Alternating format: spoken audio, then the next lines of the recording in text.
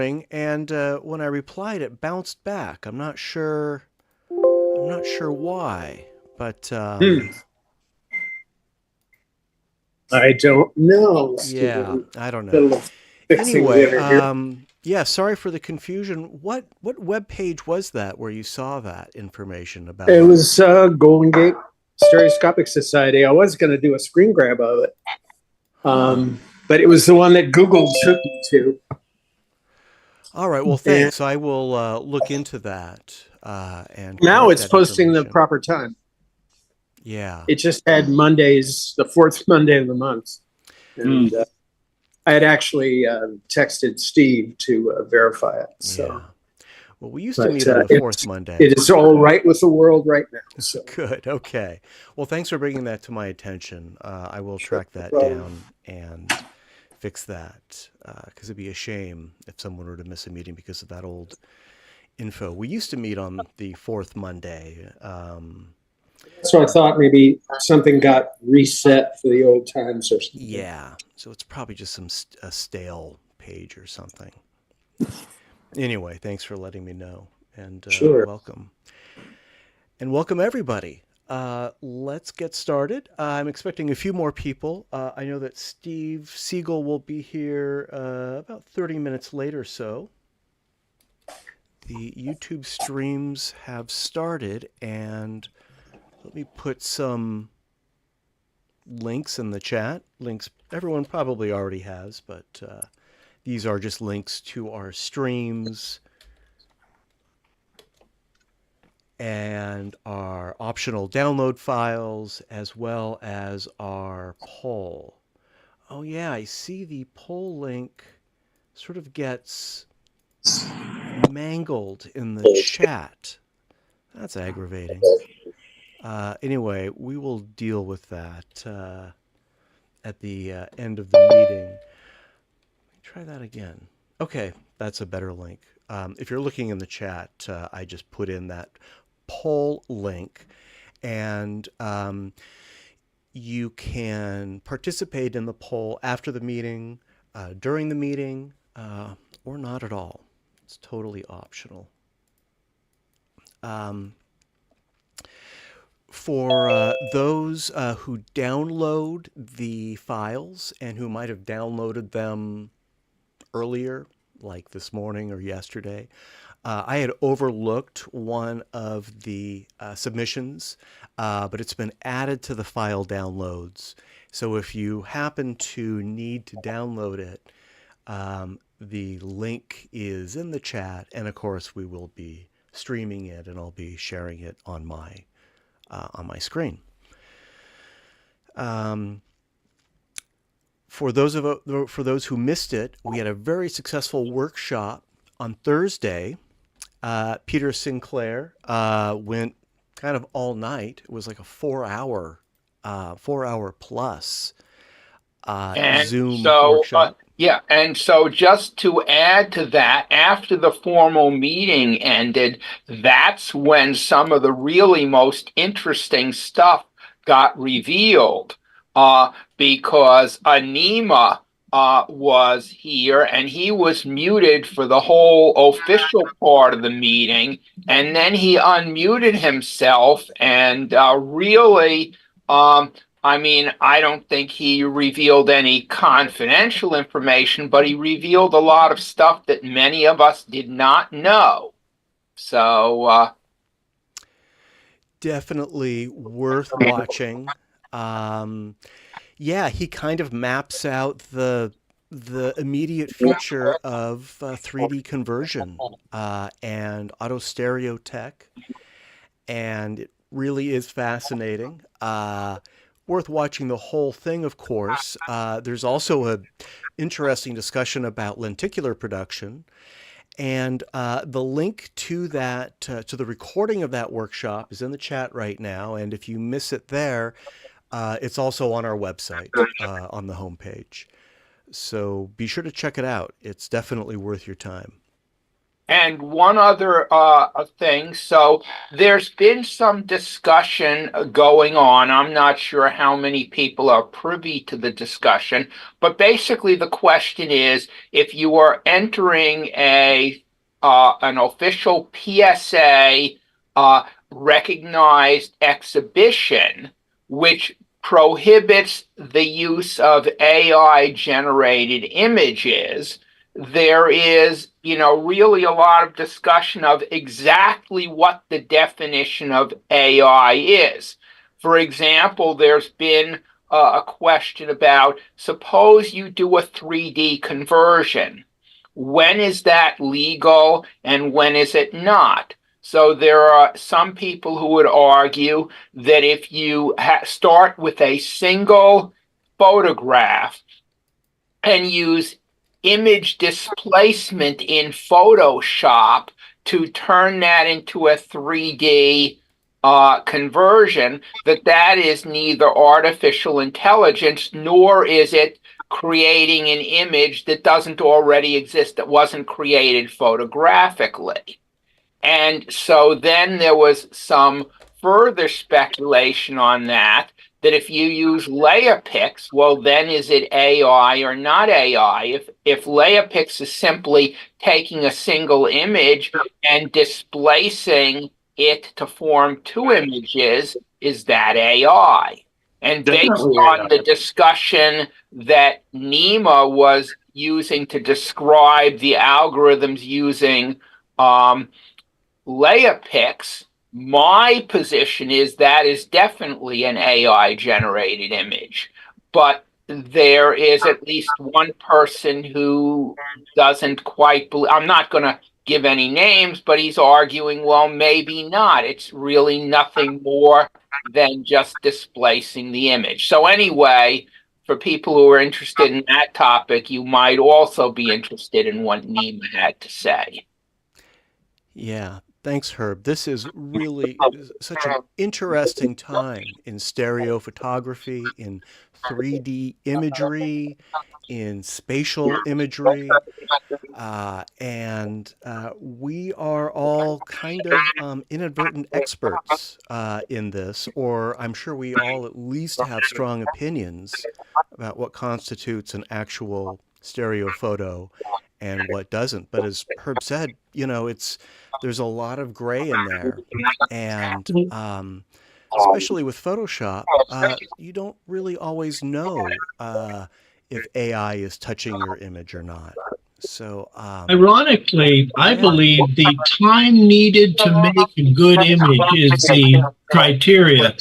Because 20 years ago, when you had to move things sideways, fill in slivers and gaps, and took like 6-7 hours to do a 2D to 3D conversion, the energy and time and blah, blah in it, no one wants to see just pushing a single button to get anything. I think that's sort of where we have sort of dropped the AI thing. It's too easy to get a nice picture is my feeling on it. Well, regardless of how much work it takes, if it's a creative decision, it's a creative decision.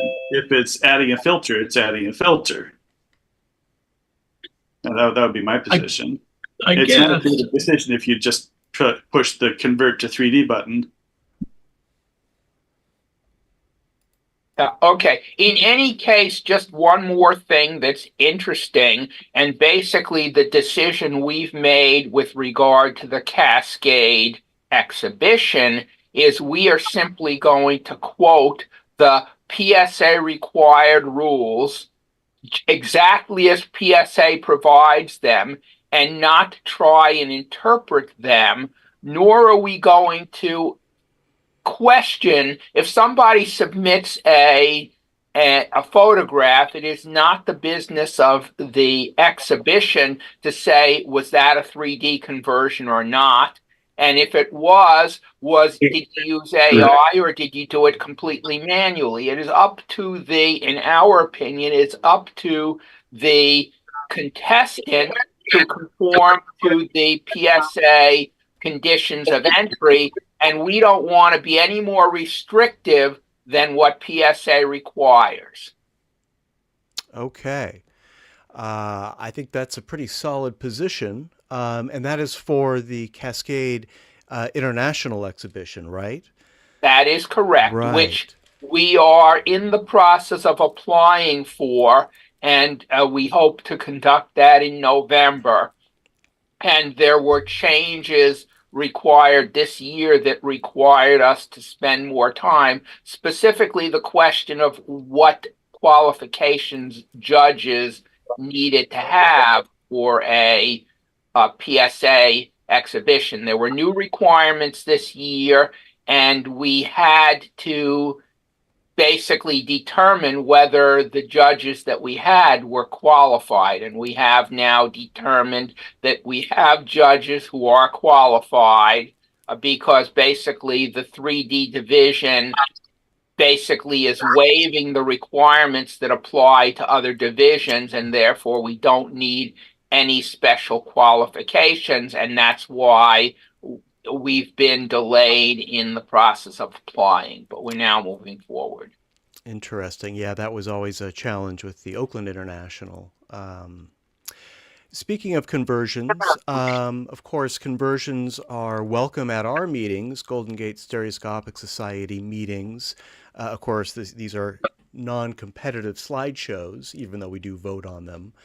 And if you haven't already, when you upload your file for our slideshows, there is a button that specifies whether it's a native stereo shot, meaning it was taken with a camera, or a conversion, meaning it was either manually or automatically, AI or otherwise, run through some sort of a conversion app. Of course, that kind of confuses tonight's slideshow. Tonight is our special Google Earth topic, where we've made virtual cha-chas in Google Earth of landscapes, cityscapes, that sort of thing. Are these native? Are these conversions? I've labeled them native, but I would say these are really just more for fun. And these probably wouldn't go very far if introduced in any sort of an international exhibition. Sorry. Matt, can I we're request? getting some background chatter. I think, Jack, do you have some background noise? Can you hear me? Yes. Yeah, but there's some background noise that's interrupting from your channel. If Yeah, you can just mute. Jack, The please only mute your noise is TV. I'm listening to you guys talk on my. Your microphone is not muted. That's the problem, I believe. Oh, the microphone on my mute.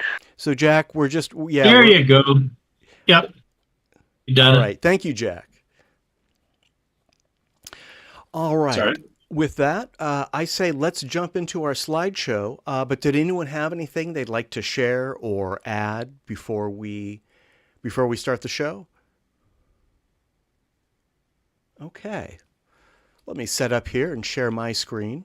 If you're following along on one of our YouTube streams, that is running. There's going to be a lag of 10 or 20 seconds or so. Many of you are already familiar with that. All right, sharing my screen.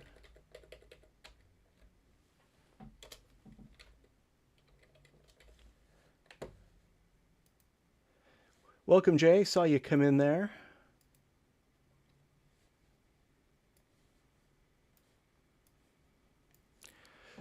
Okay, you should be able to see my screen right now. Naturally, our first image is by a member who isn't here right now. He's going to be joining us a little later, so we're going to go back when he arrives. In the meantime, Jay, I see you there. And this one is yours. Yeah, The just title found an is, interesting place in go Japan where the building looks like a table. I think it's a bakery or a candy factory. And the title is Table.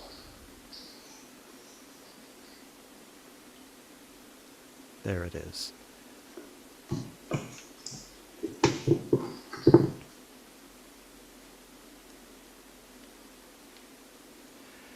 I basically did a search for buildings that look like something else, and disappointed that the giant picnic basket building and the giant chicken is not in Google Earth in 3D.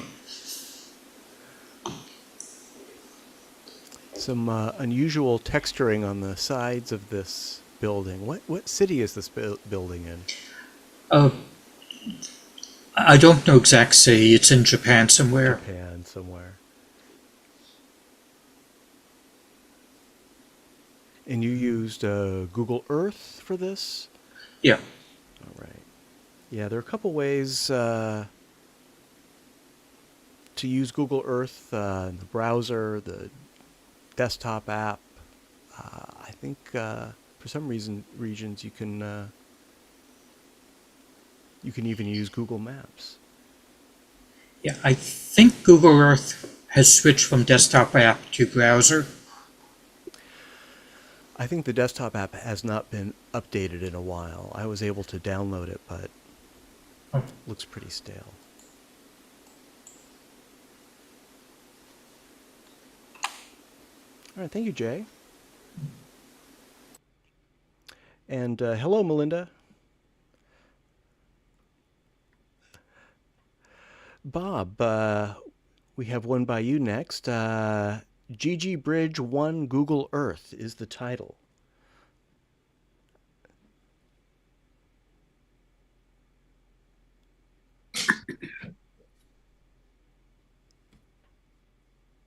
I think the Just in title says- honor of the club. Oh, yes.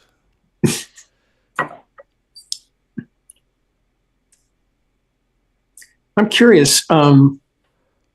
These images, when I haven't used Google Earth before, and I always thought that there was an option to have an actual satellite photographic view.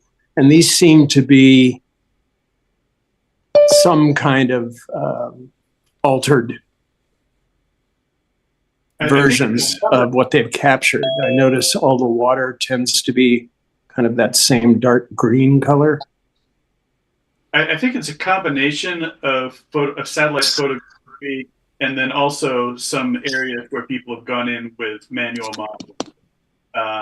And it's definitely been refined over the years. The last time I took a view like this, the tiling of the water was much more I awkward. lost the sound if someone was speaking there. Tori, you're a little Sorry? soft. Maybe get a little closer to the mic. Can I not be heard? Sorry. You just popped out after you started. Okay, I guess I have to be facing directly towards the laptop instead of looking at my TV when I talk. Can you hear me now? Yeah, you're a fine. little quiet. All right. What I was saying is, I believe, and I suppose I could ask a friend who actually works there, that but Google Earth uses a combination of satellite photogrammetry and some bespoke CG modeling where people have gone in to refine landmarks and things. And as for the water, I think they've refined the way they do that, because I definitely remember previously seeing the water look very weird because it didn't have any reference points and it appeared to have different depths and shapes and things. And they seem to have gotten to work on that a bit here. This looks very nice. I agree. Hey, folks. Yeah, it's people used Google SketchUp to make a lot of the structures, at least the ones that look good. The ones that look kind of funky were made from combinations of the satellite imagery, sort of stereographically reconstructing the buildings, and sometimes using the city planner maps and stuff to recreate the buildings. And then they would use photographs that people have all taken with their phones and stored on Google, and use those to create textures for the sides of the buildings that are supposedly accurate. Matt was remarking on Jay's picture previously, the strange sides of the building, and I think that was a photogrammetry error. That was averaging from the sky level views of the buildings, that the satellite photography, that was just sort of guessing at whatever was under that table form. Right. Yeah, it makes a lot of mistakes. I would imagine that more care is taken for famous landmarks like the Golden Gate Bridge as well.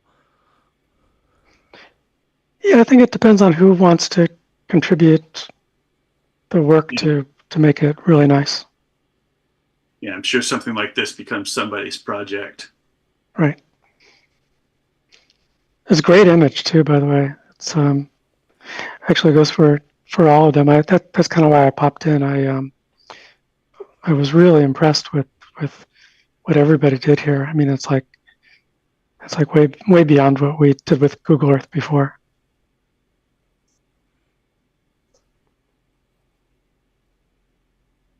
Yeah, thanks, Melinda. Yeah, this one, at certainly a glance at it on my Lume Pad, it really looks photorealistic, like it was taken by a drone or something. Yeah, thanks, Bob. The absence of traffic is a kind of a giveaway. Welcome, Steve.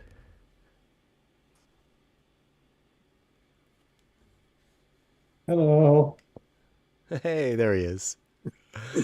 Glad you could make it. Melinda, by the way, I want to make sure that you got one that I had overlooked. I just put it in the download files before the meeting. Image number 16 by Steve called Paris. I'll be streaming it, of course, and sharing it on my screen, but if you wanted to load it in your device and didn't have a chance, you can download it from the link. Oh, okay, thanks. I'll go get it. And Steve, now that you're here, I'm going to put you in the hot seat. We're going to go back to image number 1, which is by Steve.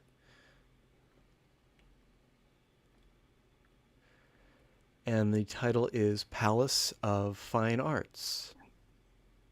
I don't imagine there's too much to say about these because everybody kind of did the same thing. I mean, not the same image, but the process. Although my Google Maps, even when I download the Pro version, it still leaves a bunch of icons down at the bottom, which I had to paint out. I don't know how to get around that. There are settings for that. There's like a full screen or a high res. I think it's called high res or something. I looked at every setting that there was. Yeah, it had it. It was hard for me to find before, but I haven't looked in a long time. Well, I'll look some more, but I don't even know where I would look for it because I looked at every possible place. But anyway, I mean, I got most of the stuff. I don't remember where it is, but I remember it's very obscure, wherever that command is. Well kept secret. Oh, it seems to be a hunt. This one's definitely in front of the window, very pronounced on my Lume Pad. Yeah, same on YouTube. It's let's see, the Golden Gate Bridge is actually the point of the plane. Everything's in front of the window. Oh my goodness. Yeah, I should probably do these in Stereo Photo Maker. I do them in Affinity because when I do a screen capture, it's saved and then I have to do a paste. Yeah. Oh, good. You're in Stereo Photo Maker. So yeah, let's correct that. There we go. I don't mean to be modifying your artwork. Please feel free. Let me do this on our live streams as well. I'm using the easy adjustment tool in Stereo Photo Maker. There we go. Just to kind of push everything behind the window, and I'm doing this very roughly, but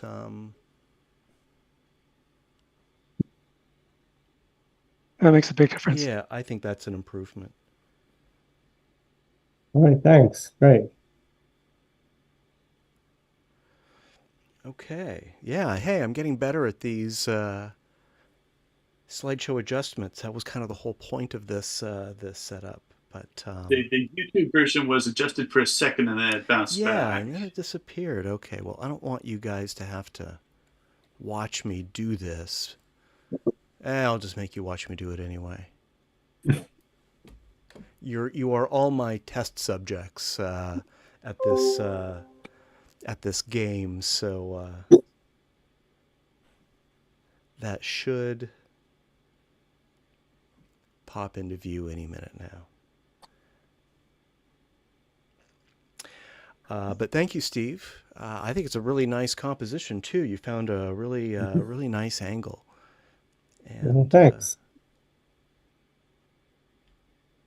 of course, for a lot of us, this is a really well-known site as well. My neighborhood. That's right.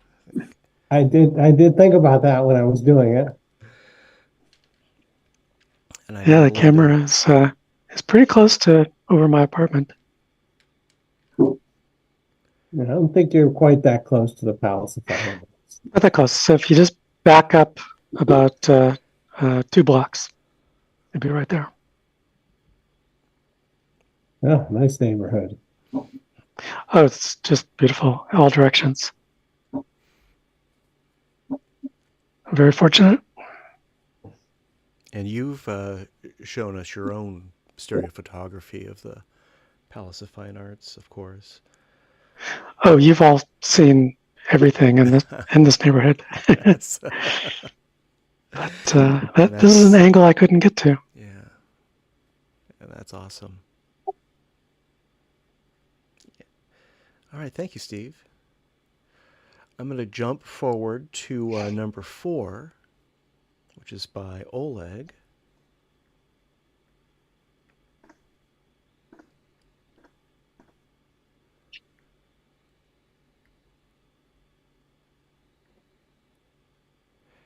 And there it is on the screen. Tammens, Switzerland by Google Earth, if I'm pronouncing that right. Oleg, how close did I get?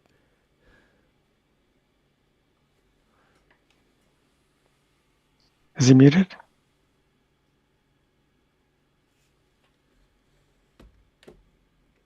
Oh, he might have dropped off. Yeah, looks like he's All right, gone. well, we will come back to Oleg. He was here. Maybe he's having technical difficulties. All right, moving on to number 5.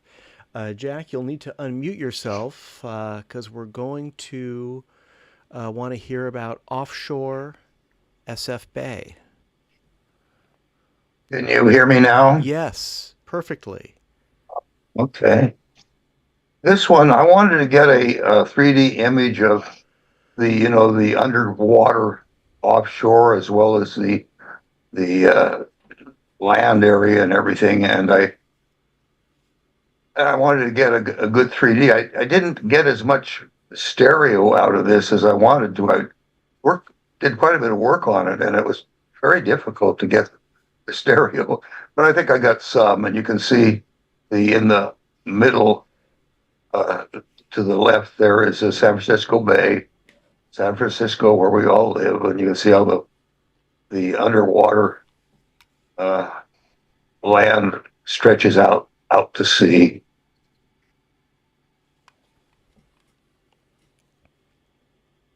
Yeah, it's a great subject for stereo. Yeah, it's an image that most of us have never really imagined before.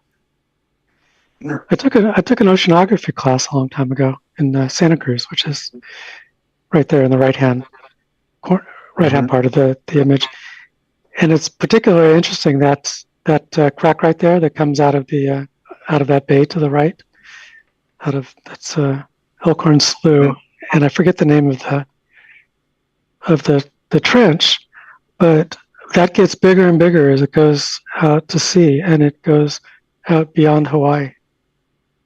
Wow. it becomes just an incredibly huge feature. This is one where I'd kind of want the labels just to know what these features are called. I'm sure oceanographers know these maps.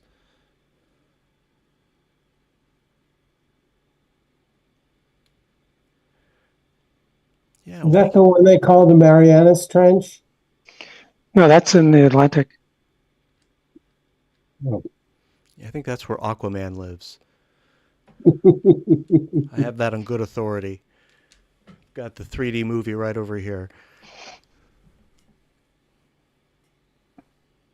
Actually, on Wikipedia, it says it's in the Pacific Ocean.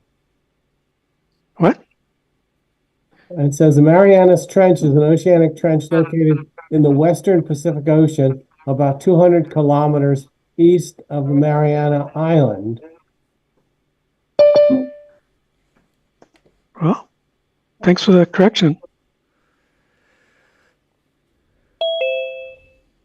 Oh yeah, look at that, just below Japan. Anyway, everybody can see where they live in this picture. Don't see my house.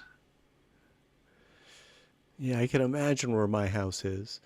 Definitely gives a sense of scale, of how minuscule we really are.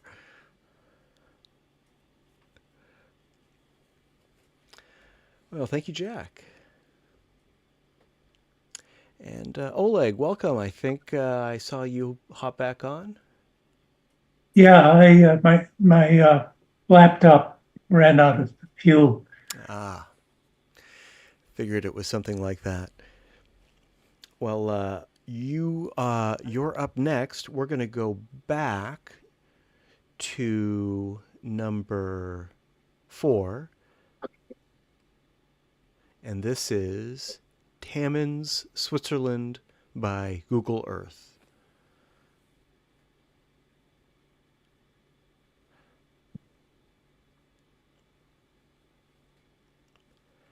And just give it a few seconds to pop up on the stream.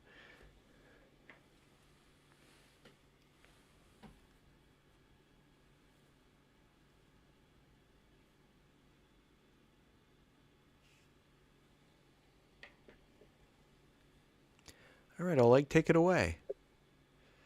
Not much to say. I wanted to get some pictures of mountains and decided to go to Europe. And this is the prettiest one I could find. Very nicely composed. Excellent depth. Yeah, very comfortable considering how hyper it is.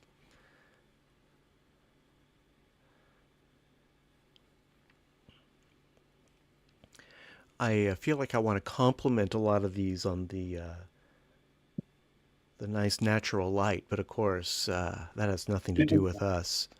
I don't know how Google is pulling that off, but there's some nice shading here. I did fool around with the colors a lot, like I usually do. Did you put in a new sky, or is that from Google Earth? That was Google's. I didn't touch that. Wow.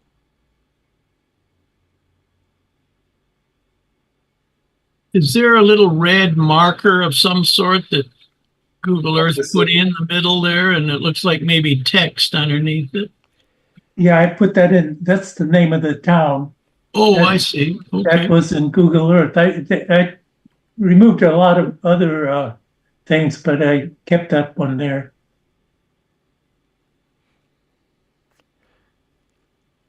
I'll zoom in on that because I can. It's like Taman or something like that. Tammins. Yeah, I was going to ask if I was pronouncing that correctly, but To me, the zoom looks better than the full shot. I was just going to say that the 3D works really well at this composition, cropped like this. I think you can get a better, even more sense of the depth, although the wide shot worked pretty well.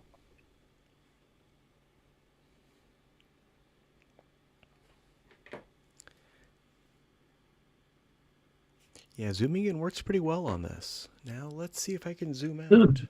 I think it's better zoomed in. You know, something that Melinda had suggested, I think it was you, Melinda, a while ago, taking a like a high resolution stereo image like this, and just sort of panning and zooming and exploring the area. Yeah, I always encourage people to zoom well in. Often people pick they find a very nice subject, but they end up keeping sort of too much of it because they don't want to cut anything away. But if you just go ahead and try in Stereo Photo Maker, you can always undo. So it doesn't hurt anything to try zooming in and seeing what changes. And if you like what kind of the some of the things that you're seeing, then you can take your time and find another really nice composition. Could even get 2 or 3 submissions out of one shot. You can, yeah. Some are, from high-res images. Like I remember a lot of Matt's aerial photography has lots of nice images within it. Yeah, I think, with a subject like this, where there's some distance from the subject, there's just so much detail that can be isolated. All right, well, thank you, Oleg. We've been jumping back and forth. We're going to jump forward again to number 6, and this is by Steve. And the title is Niagara Falls. Okay, again, pretty self-explanatory.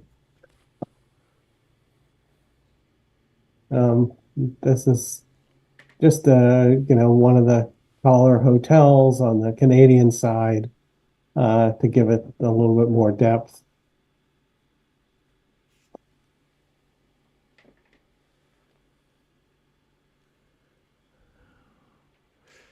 Who here has been to Niagara Falls? Which West Coast participants here have been to this location? I've been there. All right, Jack. That I've been a couple of times. They've had NSA conventions in Buffalo. And say 2 years ago. I've been there a couple of thousand times. Last time I was there was for a Rocket Belt convention, and got to try on the Rocket Belt that was in the James Bond movie. A Rocket Belt convention. Yes, and I took 3D video of the Rocket Belt flying twice. So did you actually go up in the air? No. There's actually, at the time, there's less people who went to the moon. I'm sorry, less people used the rocket belt than landed on the moon. That's since changed. But yeah, got to meet the guys who was in all the movies, and it's really interesting time. Of course, Niagara Falls area is where it was developed. So I took a boat trip there one time where we we're down at the bottom part, of course, and we came right up to the falls almost. Wow. The Maid of the Mist, that boat's called. This year, the total eclipse went right through Niagara Falls and Buffalo, and it was cloudy when the eclipse was on, so there was a huge amount of people there to see the falls and the total eclipse, and they got disappointed. Watch Marilyn Monroe in Niagara. Well, that's a good tip. I think in the promotions they even said, it was like two natural wonders or something like that. They kind of identified there's two things to look at in this movie. Getting back to the photo, I think there's too much blue in it. There's a lot more color available. There's a little bit of a retinal rivalry down on the bottom right near the bottom of the hotel there. It looks like some titles have been masked out. Ah. This is also super forward of the window. I don't know if we want to try reconverging it. Yeah, that's where those icons showed up. And I just used Matt's, well, I just put a block in there. Yeah, looks like you didn't cover enough in the right eye. Yeah, I can see it now. And yeah, there is definitely a blue tint to this photo. Of course, I'm sure that's the natural color of the building, but I think I tried to color balance it, and it looked off when I added like orange or tried to add something, to warm it up. I mean, the sky and the grass look pretty, or the bushes look pretty natural to me. Yeah. No, to me, it's way too blue. Except the whites look white. Actually, if I look at the whites on the hotel, to me, there's a slight warmth to them. So unless I were to isolate it, if I would take some of the blue out, I would end up making the white of the hotel, at least the side that's catching the sunlight. And yeah, the Google Earth stuff does have a direction of light. I mean, they have shadows, and because I think they're photographs taken of the actual things. I don't know how they do it on such a massive scale, but If you rotate around a Google Earth location, you'll see that north, south, and east, west, you get different shadows because the captures are made at different times of day. yeah. Yeah, the structure on top of this building, I would imagine, I mean, some sort of 3D scanning or modeling, or something went into that complex shape. I'm speculating here, but it seems to me like whatever this tech is could extrapolate a rectangular building, but these architectural details come across really well. Yeah, this one feels modeled. Yeah, I mean, they do accept, people can add to their database. Yeah. Yeah, Melinda had quite a bit to say about that earlier.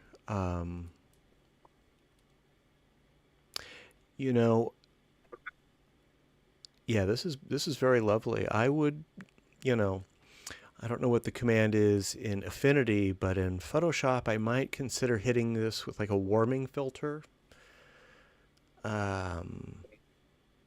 just to cut some of that blue tint.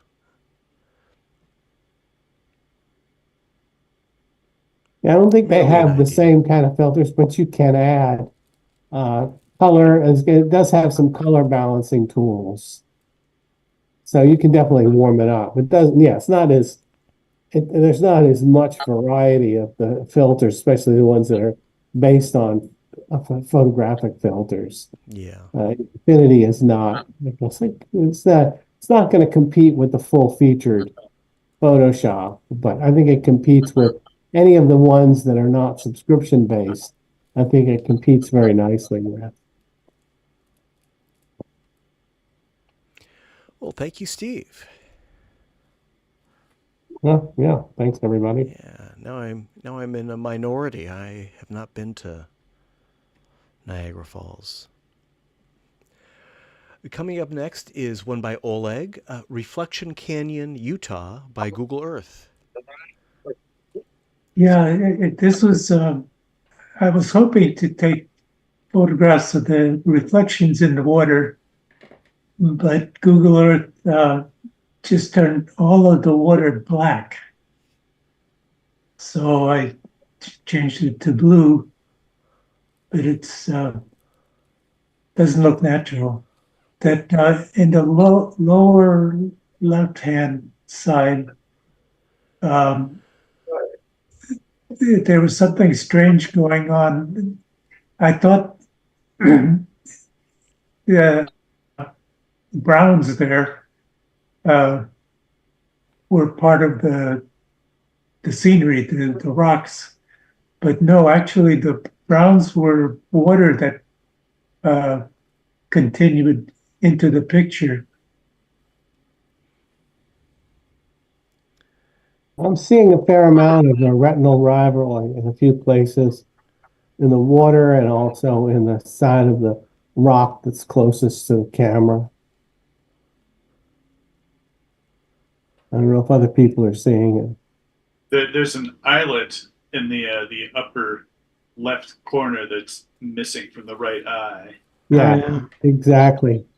And there's a like a little dimple in the light orange part of the rock outcropping that's really close, the one that's sort of striped brown and orange.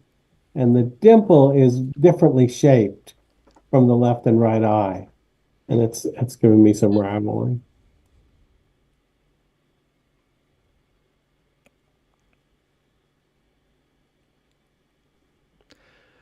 I mean, they could be natural, just from catching stuff at a different angle, but usually better to just paint that out. Well, there's nothing natural about this picture. Yeah, Oh, I like, think in order for Google Earth to display reflections in the water, they would have to, it would be additional modeling for the reverse of the model to appear in 3 dimensions. I think we're still ways out from getting that on the fly. It wouldn't necessarily be additional modeling. I mean, that's one way to do it. But, you know, since for several decades they've had ray tracing, which can simulate reflections without having to build a model. But Google Earth isn't ray tracing; it's all photogrammetry and modeling. Yeah, but it could. They have smart enough people that they could, because you don't need ray tracing anymore to get shadows. There's lots of tricks you can do to simulate shadows. I mean, reflections. Reflections. I think at Pixar they don't use ray tracing anymore.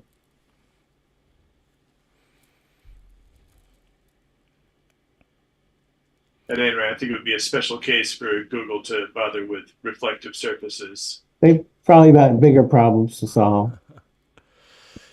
Well, and really, reflections might confuse the imagery for some people. Might be a little too realistic. Oleg, did you use a gradient when you filled in the water? Yeah. It looks a little more natural.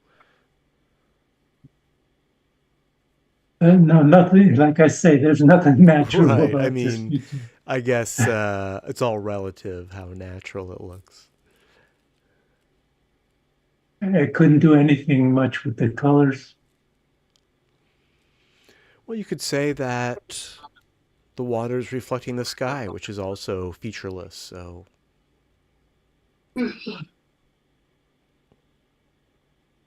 I was going to give the title of this, calling it a fantasy rather than a photograph.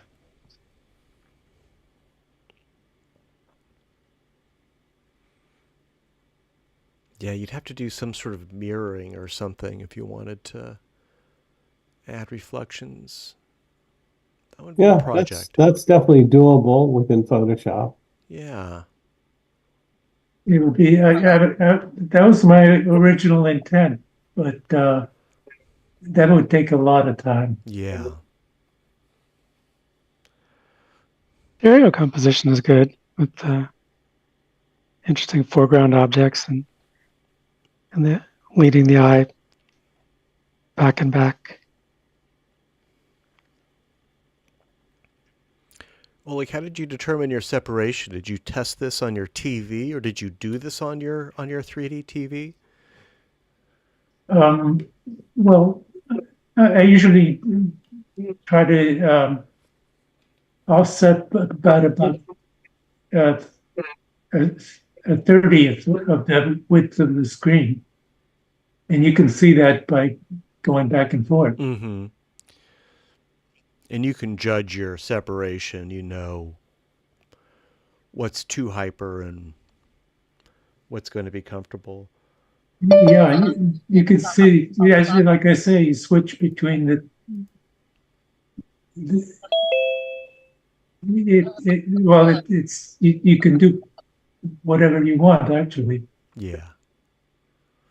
Well, look, you were the one that taught me about using the grid mode. Matt, if you do Control G in Stereo PhotoMaker, it'll bring up a grid, and Oleg suggested making the spaces in the grid 1/15th of the way across, and then you can see the halfway points to get 1/30th when you want. There it is. I accidentally jumped ahead with a photo there, but it's back now. I've turned the grid on. I'm turning the grid on.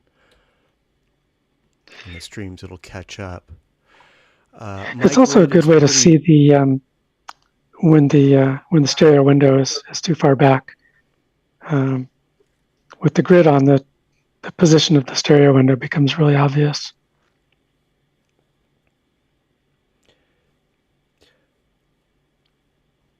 My grid is pretty open. It's just 4/3, but you can set this grid to be any number of horizontal or vertical lines. Yeah, I think Oleg said 15 and 15. Is that correct, Oleg? Yeah, that's what I use.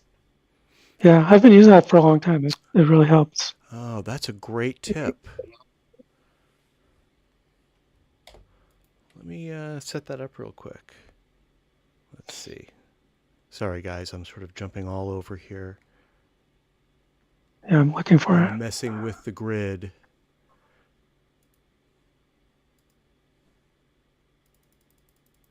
I just want to see what this looks like, 15 by 15. Yeah, I can see how that would be a very useful tool for stereo adjustments.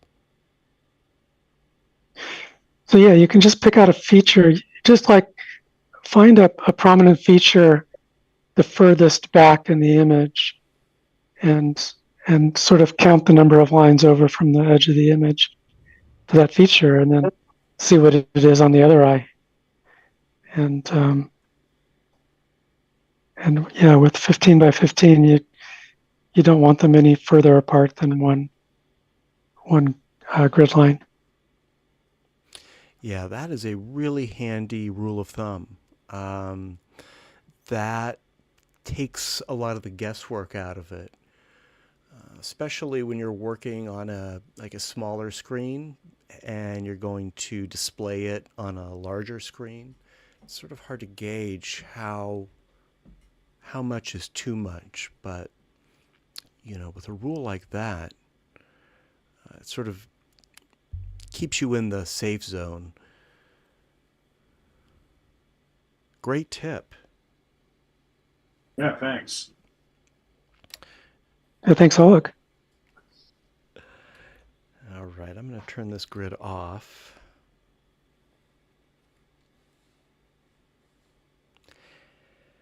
Thank you, Oleg. Thank you. Let's move on to one by Jack.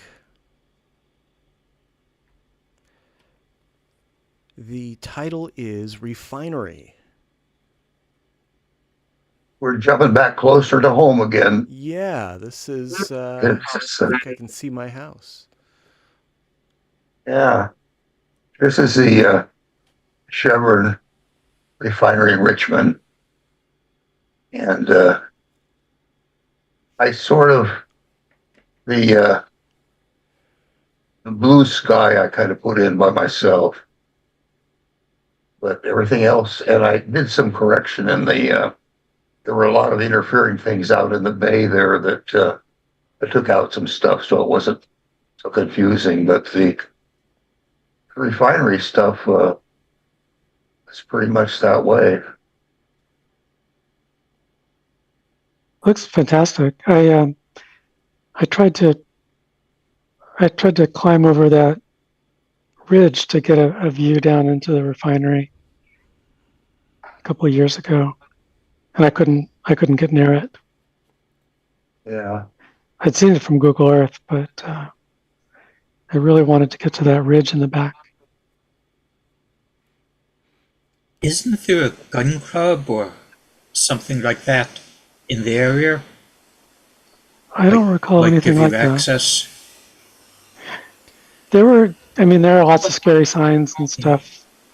Have you taken the tour? No, I didn't know you could even get in there. I thought they were just trying to hide the whole thing as best they could. Yeah, once a year they have a community tour, and you get on a bus and they take you around. Oh, we should do a field trip. That'd be great. Yeah, I've looked into that. I think for 32 years, why I had pretty continuous access to it if I wanted it. Wow. I worked at research, which was just adjacent to it. Did quite a bit of work with the people in the refinery, so I was going out through there all the time. And Jack, that's really lucky. It was a great subject. Do you guys have something in San Francisco like we have in Toronto, which is called open doors, where public buildings, all kinds of factories and so on are open in the late May for 2 days, and the public can just go to them and go inside? I wondered if you guys had something like that in San Francisco. Yeah. Oh, that's great. Yeah, because they're always fun, and you get lots of photo opportunities in those places. I've looked into the Chevron tour, and yeah, the thing is, I think they just have it once a year. So definitely put it on your calendar. Yeah. I haven't looked for a while. I'll put the link in chat. It's in October. It's in October.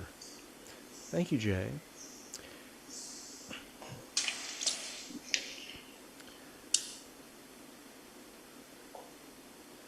And Jay also posted a link of is this a rocket belt, Jay?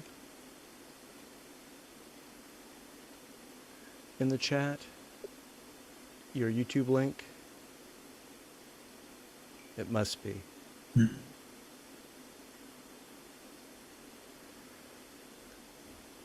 Yeah, well, thank you, Jack. I have been trying to photograph this for years. In my experience, it's fenced off, blocked off. You really can't get anywhere near it. Well, there's a lot of, they can't let people wander around, of course. Yeah. And I guess I can remember, I think I took that tour one time just to see what it was, but that was a long time ago. I guess you guys say they're still doing it. I wasn't even aware. Yeah, October. There's a October, link in the chat that Jay just put in. It says registration is closed. Well, that's for 2023. Oh, okay. Yeah. Of course, it's stretched out all over. This is just one section of it.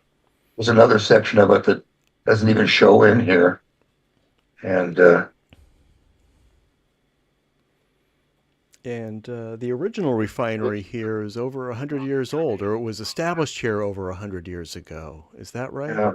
Yeah. Sounds right. It's a Closely tied to Richmond history. This is in Point Richmond, of course. And that's the Richmond San Rafael. San Rafael Bridge back there. Yeah. Yeah. Very nice. Thank you, Jack. Uh-huh. All right, let's move on to one by Jay. And the title is Barcelona. Yep, just a strange building I found. I think I had looked at Atlas Obscure to find, places to look at.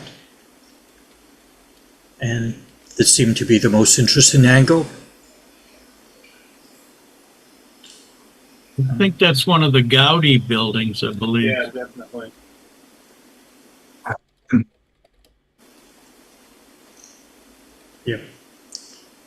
Yep, I had not known about the building, just was looking for interesting ones.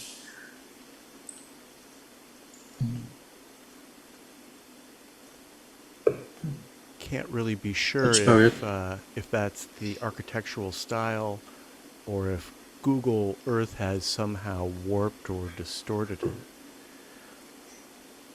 No, this was Gaudi for sure. Yeah. Yeah, this is probably an accurate representation of one of Gaudi's. I mean, his get even more distorted than this. I don't think the guy owned a ruler as an architect. Well, he did, but it was defective.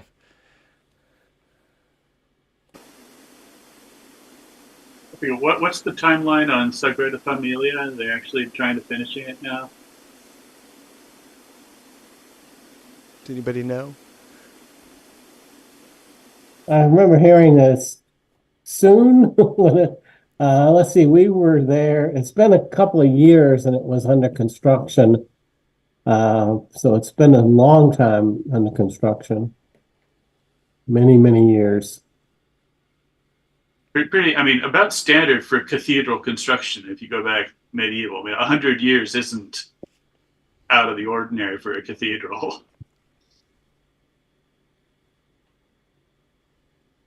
Yeah, but I think they've almost finished repairing Notre Dame. That's what I was wondering, because I know it was not being worked on for many, many years, and then I know they started up again. I don't know what their time is currently.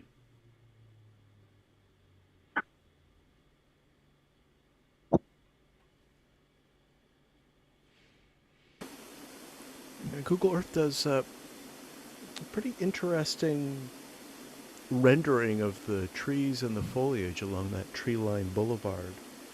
I mean, they're kind of blobby, but they do have enough texture. Yeah, at least it's fun how they're picking up the texture of the sidewalk on their undersides. Oh, so. You're right. I see that. I've been seeing that get better and better. This picture looks a little overexposed to me.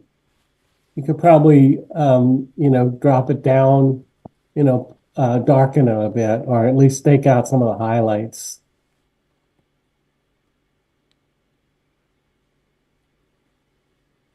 The trees look pretty good, realistic compared to a lot of these Google Earth pictures. The trees don't seem to come out too well. Well, there was a time when the trees just looked like cardboard cutouts, and they're looking much more naturalistic now. If you zoom all the way in on this image, and most Google Earth images, that's the trees and all the foliage are one of the failings, because, and there's a reason for that, because especially if you're trying to get a lower view, closer to the equivalent of whatever, seeing it from another building or something like that, because the images are taken further up generally, and I don't know if Google uses drones yet with this or not, but they definitely use helicopters and planes, and so the trees always suffer the closer you look at them. So even this one, if you if you zoom, I just did. If you zoom all the way in on the file in the files section that you posted, yeah, they kind of fall apart. They look very imitation. Yeah, thanks, Rob, and welcome. Thank Yeah. you. And Thanks for showing up, Rob. Is that you, Peter? Yeah, you're the man. I remember the Buffalo thing. You had a heck of a lot of info to give out. Thank you. Mr. Google Earth.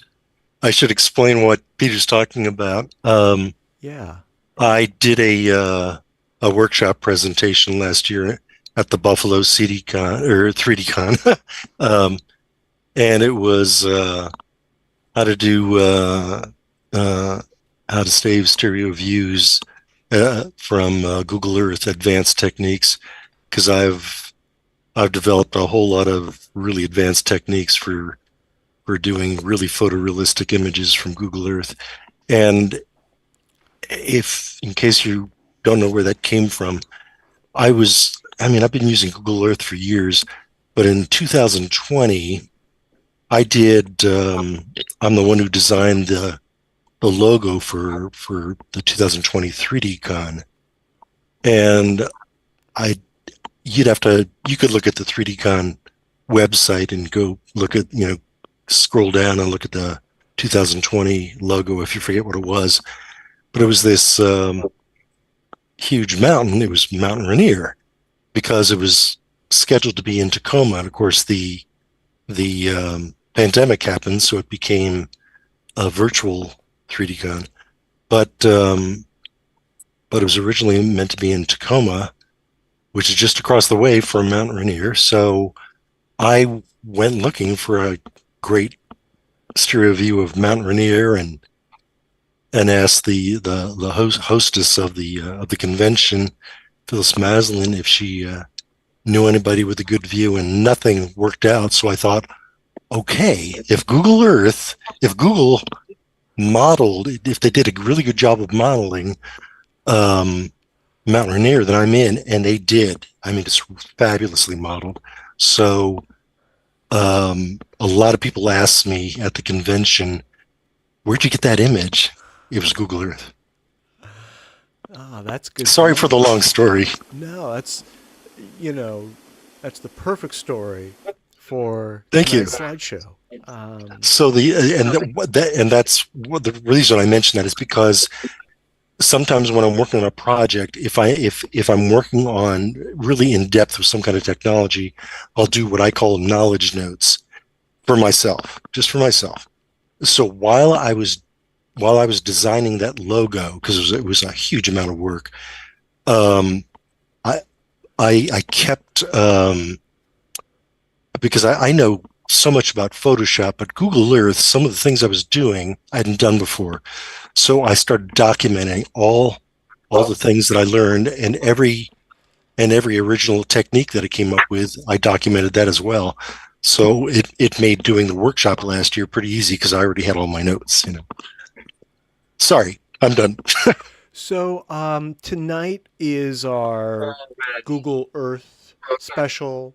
We do this pretty much every year, but that doesn't mean that we only accept stereo views made in Google Earth once a year. Rob, we'd love to see some of the Google Earth stuff you've done. We'd love to see if you have, a breakdown of the Google Earth imagery that you captured for the logo or whatever. Submit it any time for any one of our meetings. We'd love to see it. We'd love to hear you talk about it. Okay, thank you very much. And speaking of zooming in and seeing the true nature of these trees, I've done that on the streams and on my screen share. And you can see they turn into kind of blobs if you get too close. A lot less convincing than from farther away. Yeah, there's always this kind of sweet distance that, at a certain point they look good, and then anything further back from that also looks good. But yeah, there's a certain point at which you get just a little too close, and it's the big reveal that there's something wrong. Yeah. Or something not photorealistic in it. Well, they're modeled as polyhedra. They're opaque polyhedra, like some kind of weird balloon. Yeah. Rob, is there a recording on YouTube or anything of that workshop you might know of? No, there is not. There isn't. Well, And yeah, so no, there isn't. I mean, I did a handout, but for everybody, but well, you have to be careful when you talk about workshops here, and just ask Peter, because I roped him into giving us a workshop on 3D My first conversions. workshop ever. We kept that guy up for 4 hours. I see. Browbeat into we're on submission, West eh? Coast time. Well, I was 1 hour, and then the interesting stuff happened with Nima on there talking about Leopics for about 2.5 hours. But Rob, I remember you had that brilliant idea of the opacity thing to get rid of some of the Google logos and crap that they put on your screen. That was so brilliant, I thought, to reduce everything to 1%, I believe it was. Am I getting it right? What a great idea. That's one of the settings, yeah, because there's a certain setting, there's a certain thing. I think it might be the Google logo that you cannot get rid of completely, but if you set it to 1%, because you can't set it to 0%, but if you set it to 1%, it's invisible. So, yeah. Yeah. You got a lot of gems in your talk, even though you were truncated a little bit with some technical issues, I remember. Well, the labels were always... Were you there? I was there in Buffalo. Oh, I'm sorry. Oh, that's Sorry. you. I'm sorry. I thought it was Matt talking. That's you're talking to Peter. I will zip it. No, I just wasn't sure who was talking. Yeah, what he's talking about is that it was a bit fractured because nobody knew why the image on my laptop was not showing up properly on the screen, and it was because I did not need 3D projection, and nobody knew how to that the problem was that the projector was still in 3D mode, so that's ate up a huge amount of time until somebody in the audience actually said, the projector's in 3D mode, you need to switch it. And from there on, I was off and running. But yeah, so that's what Peter's talking about. I didn't get the full time. Oh. So there were a lot of techniques that I wasn't able to show. Well, it's a problem you're only going to have at a 3D con.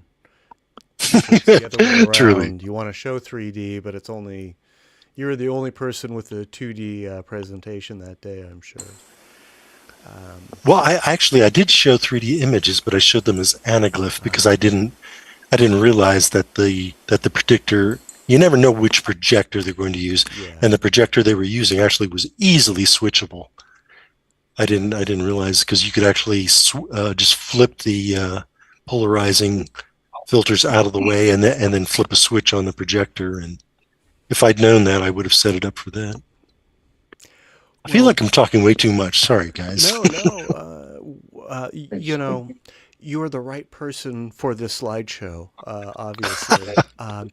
One question that we all have is, how to hide the labels, the tags, and you can see some of us have painted them out, some of us have cloned them out. So it's good to know that there are ways to eliminate those. We'll have to investigate that. Can I translate that? I'm guessing what that means is I'm going to browbeat you into submission, Rob, until you agree to a workshop as well. Exactly, Rob. We need your workshop all recorded, and you have those wonderful sky replacement techniques, which earlier, maybe before you just came on tonight, people were talking about skies they put in or they had, and you had marvelous sky suggestions. Yeah, I'm trying to lead you on to this. I came up with a technique. Actually, I came up with it while I was working on the 2020 3DCon logo, which is, I thought there's got to be a better way than all the ways that people have used to try to select the sky and then replace it. And I'm not gonna go through it here. I kind of have to show it to you, but it's I do it in Photoshop completely, but it involves taking a couple unique views from Google Earth and then using those two views, and it automatically selects the sky perfectly. It's the damnedest thing. Well, if you want to show us a few, I'm not going to sign you up for a full workshop next month, but if you want to drop by and share a few photos, stereo photos, if you want to share like a progression or something like that, we'd love to see it. Okay, well, thank you so much for that. Thank you, Rob. Invitation. And thank you, Jay, for stimulating this conversation with your Barcelona stereo photo, or stereo image, I should say. All right, let's move on. And our next image is by Oleg. Calgary, Canada by Google Earth is the title. And this will pop up on the stream in a few moments. Yeah, I was hoping to get down lower because I love the way the buildings in Calgary look, especially at sunset. But what happened to me anyway is you could go down and down and down, and at one point it turns into street view. So I couldn't get, this is as far down as I could get with a camera view. In street view, you can't get 3D. I wonder if Calgary has just less 3D data, or less, maybe it just has lower resolution data. I'm not sure.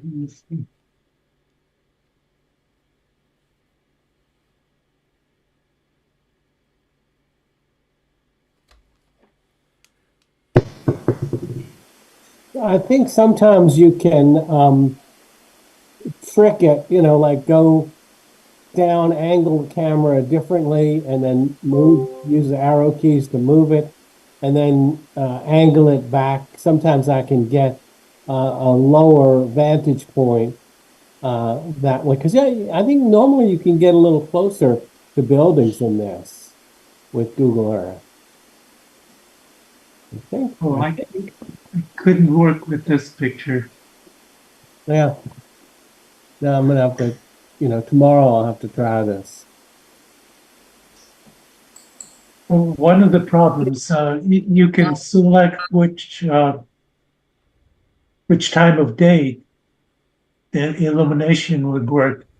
But the problem with this one is that the shadows were for AM and the buildings were for PM. Huh.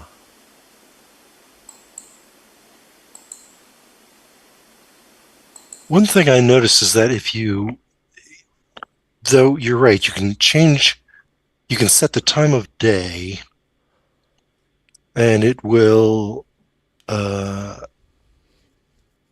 Google Earth will actually put shadows there, but it'll change, the position of the sun. But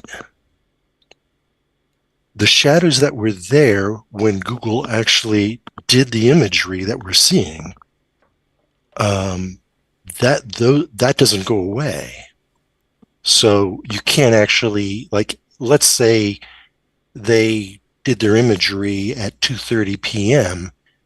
If you want a view that's 8 p.m., it's not gonna, the shadows just aren't gonna line up. Well, it's going to affect the geometrical elements, but it's not going to change the photographic elements. That's the thing. I don't follow you. What do you mean? Well, because most of Google Earth is photogrammetry, it's satellite photography. And so the picture is the picture is the picture. The shadows that were there, the shadows that are going to be there. And then for the model buildings and things, those are actual CG geometry. And you can apply a light source to them. So you can't apply a light source to texture that's already photographed. You can. Yeah, I agree. You can apply shadows to it. What I'm saying is that they won't match up Right. with the imagery that's already there if the time of day that you choose doesn't align with those shadows, because even though it's 3D modeled, all the textures are from their photography, which is from satellites, planes, etc. Yeah, I thought that was what I was saying. Yeah. Oh, I'm sorry. Yeah. You apparently were saying the same things. My bad. Well, and it is demonstrated here. Yeah, you can see the shadows kind of painted on.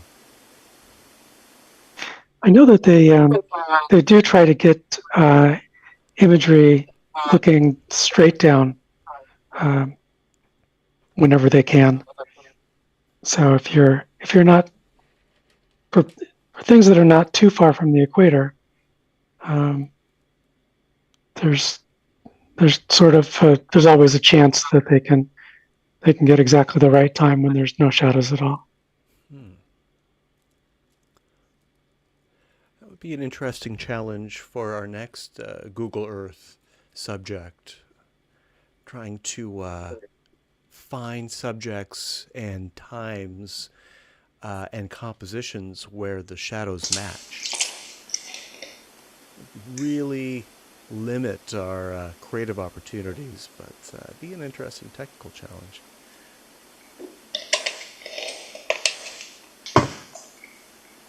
All right, thank you, Oleg.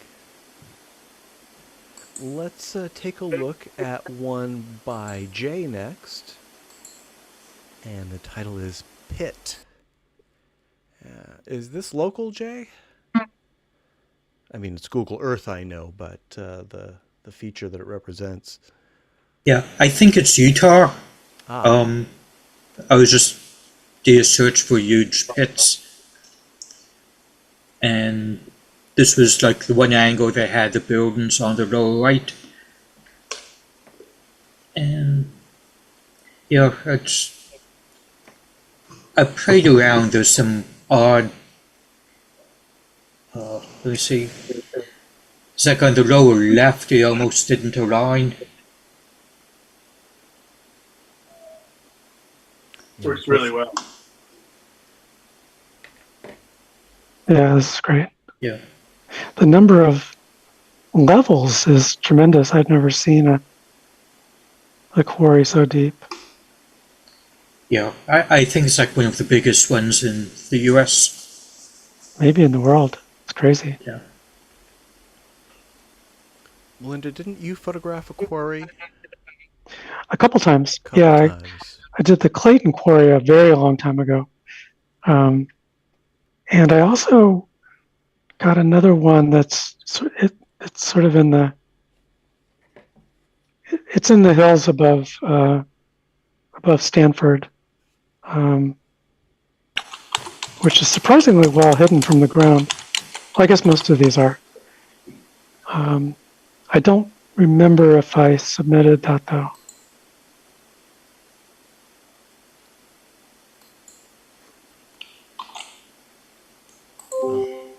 Great composition in this one. I love that you have that foreground, Yeah, sets the scale. edge. Yeah. Great depth in this one. And then having those mountains in the background really draw my eye to that pit. Oh, weird coincidence, just TikTok came up. There's a hotel built into a quarry. Just really gorgeous. Yeah. I guess you get interesting views. Oh, Matt. Yeah, I forgot. Most recently, I did the Point San Pedro quarry. Where I is recommend everybody go check that out. You can just walk right in. and where is that again?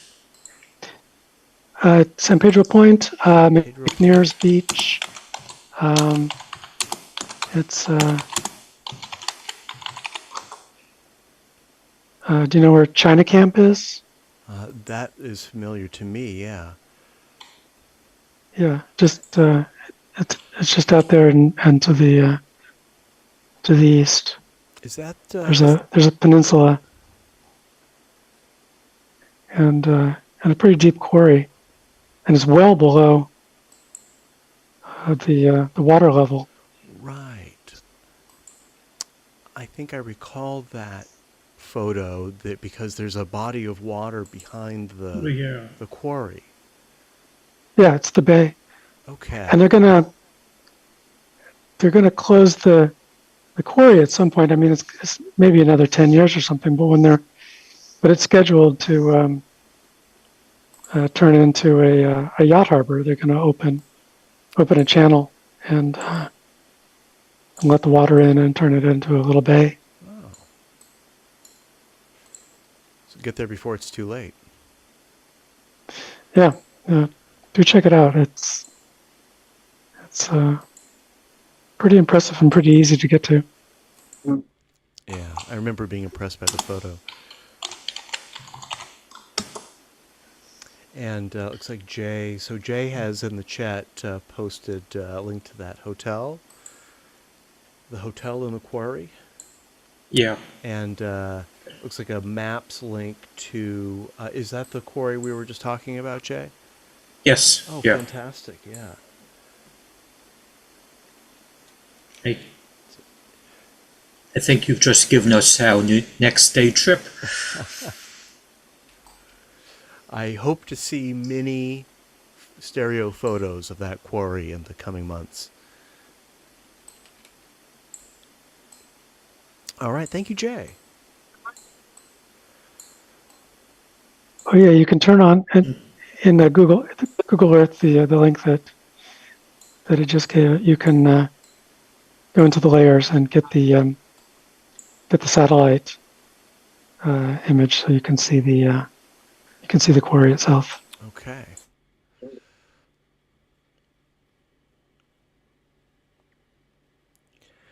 Oleg, this should be up on the stream now. It's Mount Oleg, Canada, by Google Yeah, Maps. a couple of months ago, a friend mentioned that there was a mountain that had my name.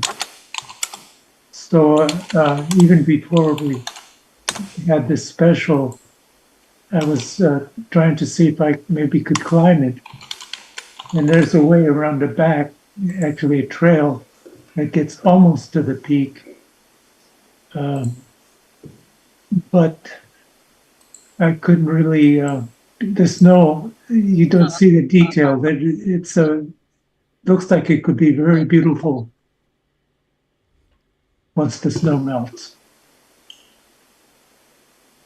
It would take me, it could be a day hike, but I probably need to, and I will need to do it as an overnighter.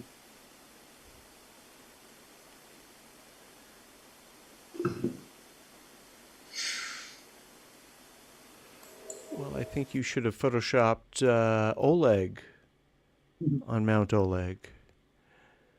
Well, it's there. I got it tagged.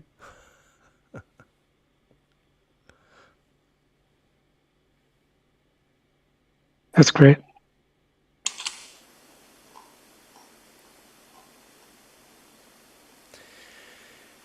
Yeah, I do hope that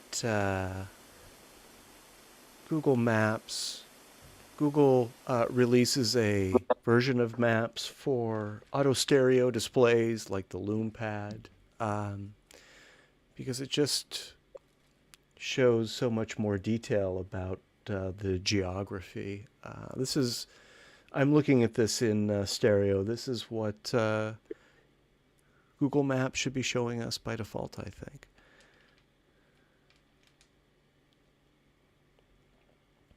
Someday.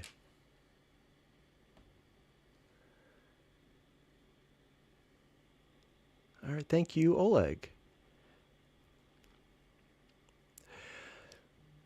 Jay, I've got one by you, and Habitat 67 is the title.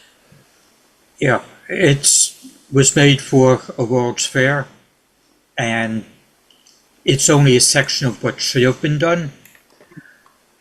And I just love the look of the building.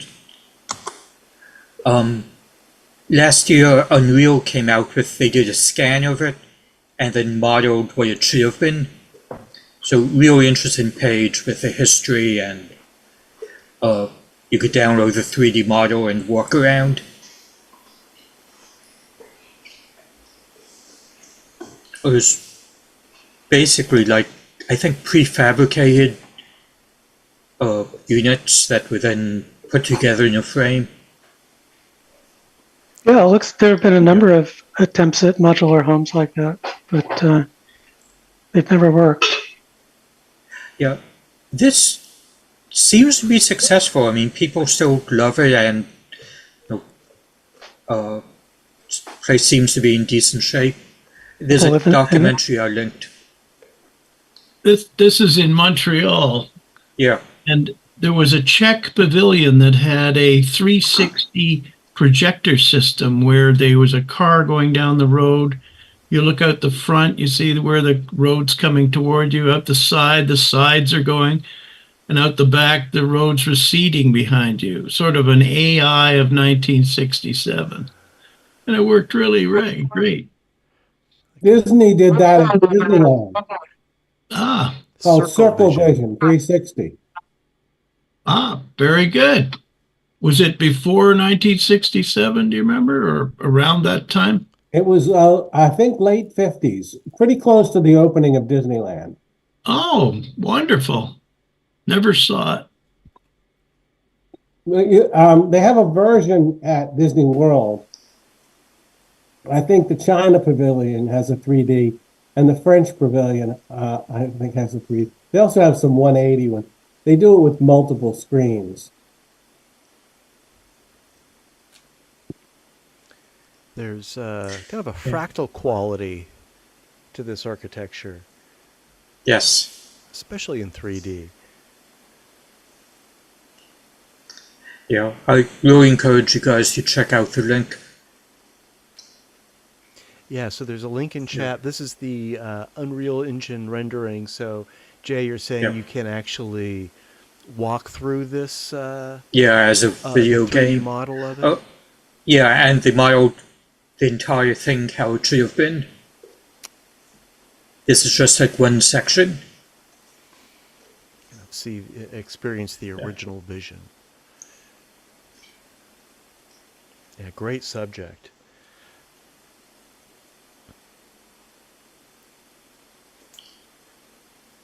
Yeah, I'm just curious real quick. I'm kind of impressed by those trees behind it also, and I'm going to zoom in. So I want to see how well they hold up. Well, not too bad. Yeah.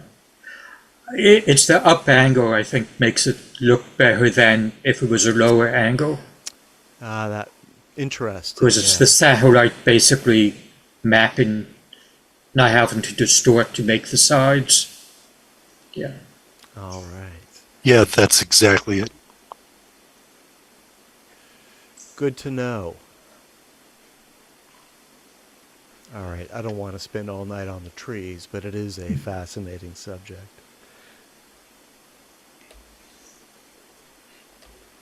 All right, well, thank you, Jay. Peter, here's yours. And the title, we know where this is. The title is Toronto Skyline, Side by Side, Text, Google Earth. It's Toronto.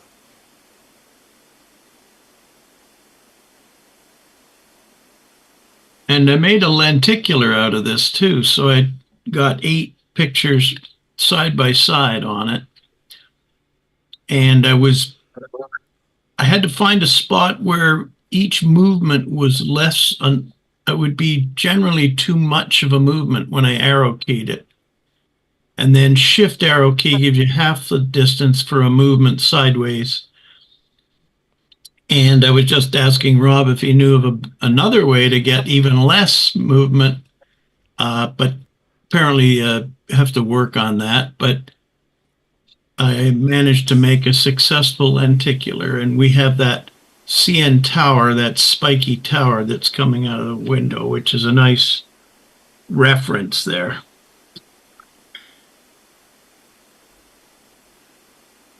And then I put the word Toronto on, who nobody from Toronto needs. Wait a minute. So Peter, you're saying those letters weren't already hanging there in the sky? Yeah, I hired one of those planes to drag a sign across. Don't ruin this for me, Peter. Oh, way to go, Rob. You caught me. So that's interesting. I didn't realize that holding the shift key down when you're nudging left or right will reduce the distance that it travels. So you can, a little more fine-tuned, it sounds like. I think Rob would confirm that. It's a way to make it half the distance of just the arrow key alone. Well, It's actually, I don't know if it's half per se, but it's way less distance, and sometimes that distinction is moot, because if it depends how far away you are from the view that you're trying to capture. Because let's face it, what we're doing in Google Earth is we're taking hyper stereo views. So sometimes you don't need those smaller increments, but I prefer to use the smaller increments because it gives me more control over how much that virtual camera is going to move. Yeah. So, Okay. yeah. Another great tip. Thanks. For the lenticular, I just went to the right back and forth to make sure the 8 views I could get were the right parallax for a lenticular. So if I had more control, I could zoom right in and do just the tower alone with tiny increments. But anyway, it works very well. I love that. What is it called? Google Earth Pro, I think I was using. Yeah, I think that's what it's called now. That's what the download desktop version is. They just call it Pro for, I guess, to distinguish it or something. And no reason. No reason. You can see a bit of a clone mark in the water by placing the Google text stuff down in the water. I just cloned it out. So there's a bit of a blobby look slightly on the bottom left corner.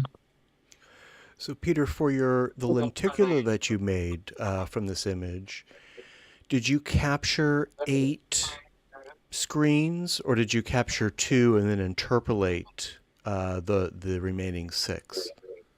No, I got 8. I got 8 pure images, which is way better than doing some kind of grayscale map thing of it.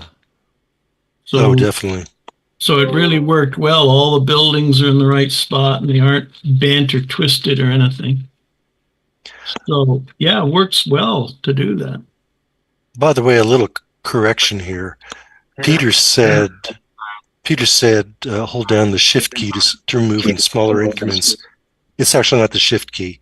If you're on a Mac, hold down the option key. If you're in Windows, hold down the alt key. Thank you. I forgot which key it was. No wonder I didn't do it right. But it's thanks, Rob. Yeah, you bet. But it's really noticeable, because when you hit the arrow, as quickly as you can to try to move the camera, it's very visible. If you hold down the option or alt key, it's quite noticeable that it moves much more in a much smaller increment, much smaller distance. Yeah, good to know. Good to know.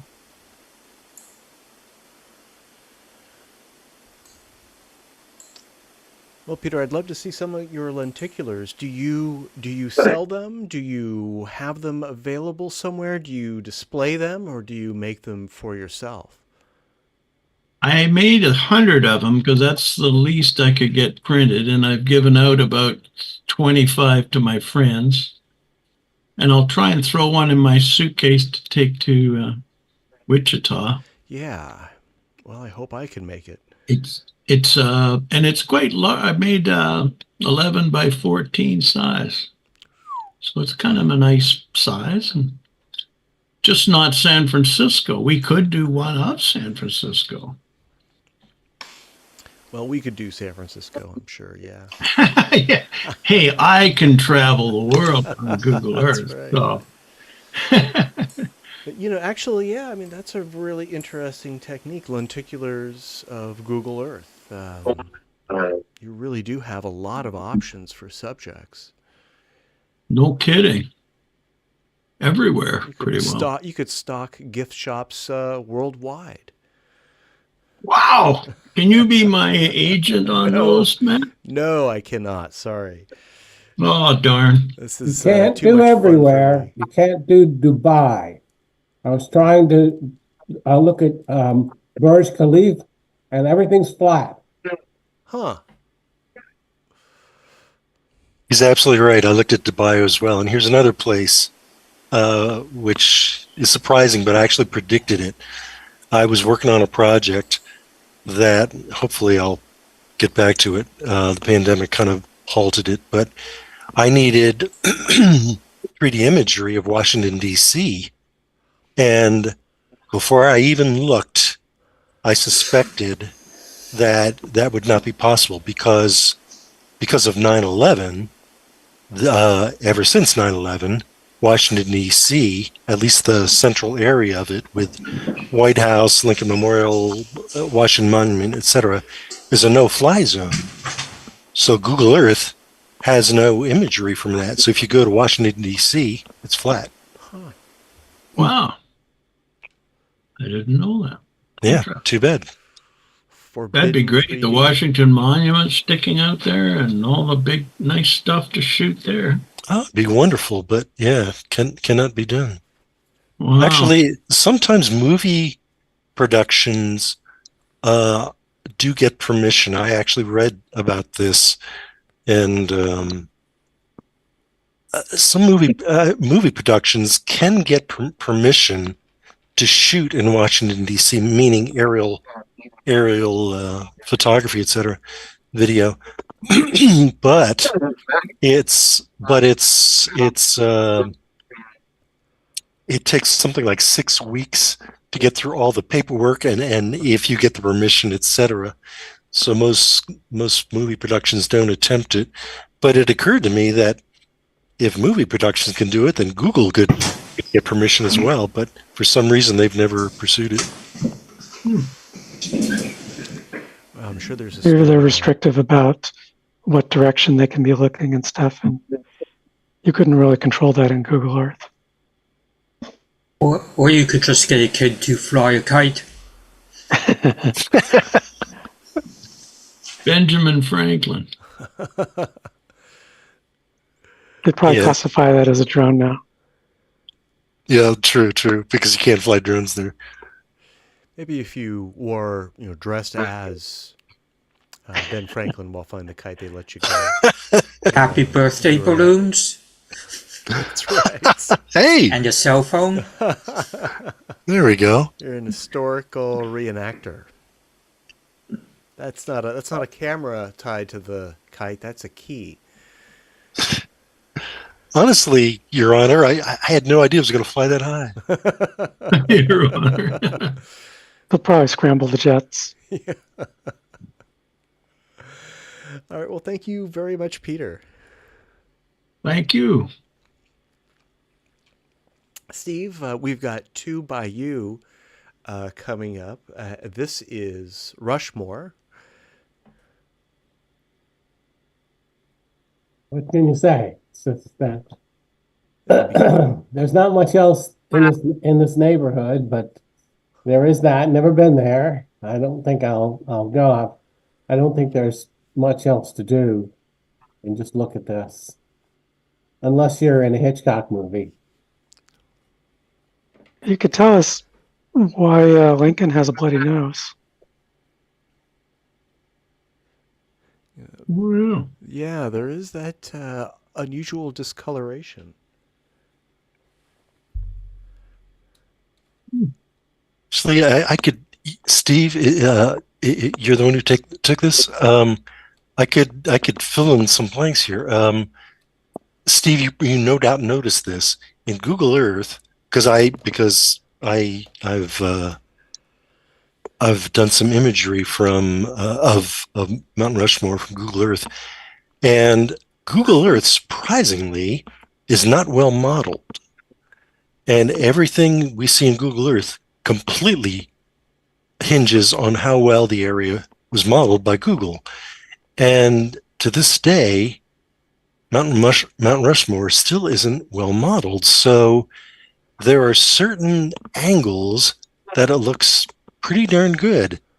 Any of the other angles, the faces become distorted and things start looking really weird, including, a pointed nose on Abraham Lincoln, etc. So yeah, if you go to Mount Rushmore and Google Earth, you'll see what I mean. Just move around, and most views are not so good, unfortunately. So you got a pretty good one here, Steve. Oh, well, thanks. Hasn't anyone done a photogrammetry of that yet? I don't know what? What was that question again? Hasn't anyone done photogrammetry of Mount Rushmore yet? I'm sure No. someone. Well, it'd be a big area, but I mean, that's what this is. This is photogrammetry, but it's from overhead, and it's of a monument that's specifically designed to be viewed from below. right.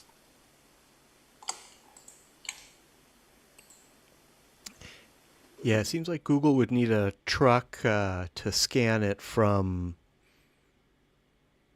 the visitor center to really get it right. Well, actually, if they flew their planes around it enough and got enough different views, it would improve a lot. But must not have done a lot of passes. There's a game for Oculus called Puzzling Places that does it's a jigsaw puzzle of photogrammetry done on all sorts of World Heritage landmarks and buildings and temples, and it's some wonderful stuff. And almost all of it's done by drone photogrammetry. And I think Mount Rushmore would be a great subject for that. I don't know why they haven't done that yet. Maybe you can fly drones over Mount Rushmore. I don't know. Yep. The guy who does that is here in like San Francisco or Berkeley. He's local.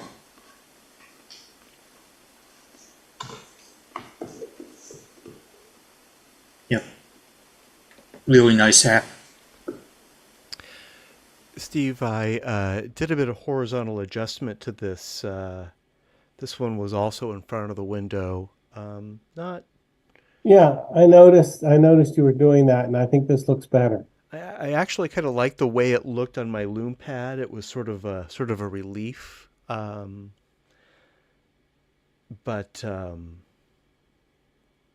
I wanted to see it this way too.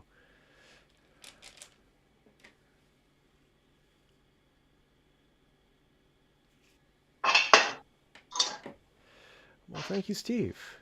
And don't go anywhere, because this is Paris.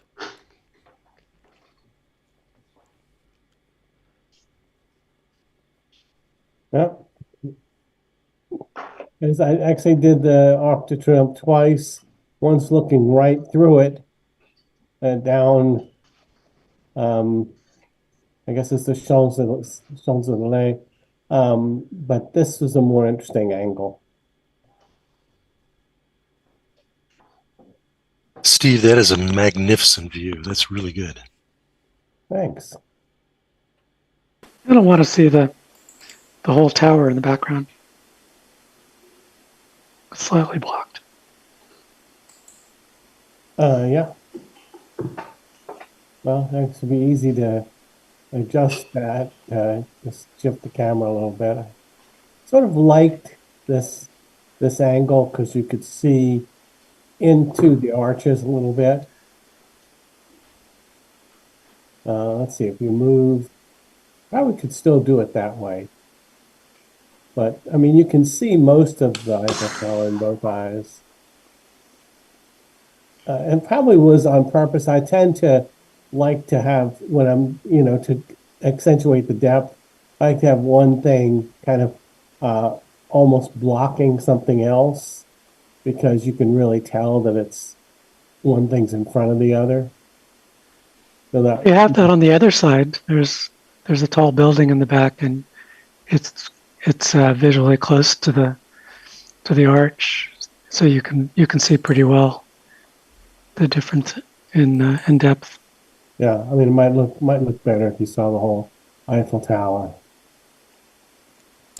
I like it this way too. I just looked at it zoomed into 100% from the files, and this has fabulous detail. Looks great. Don't take much credit for it. Yeah, I know, but you chose well as far as the distance and the composition, etc. Thank you.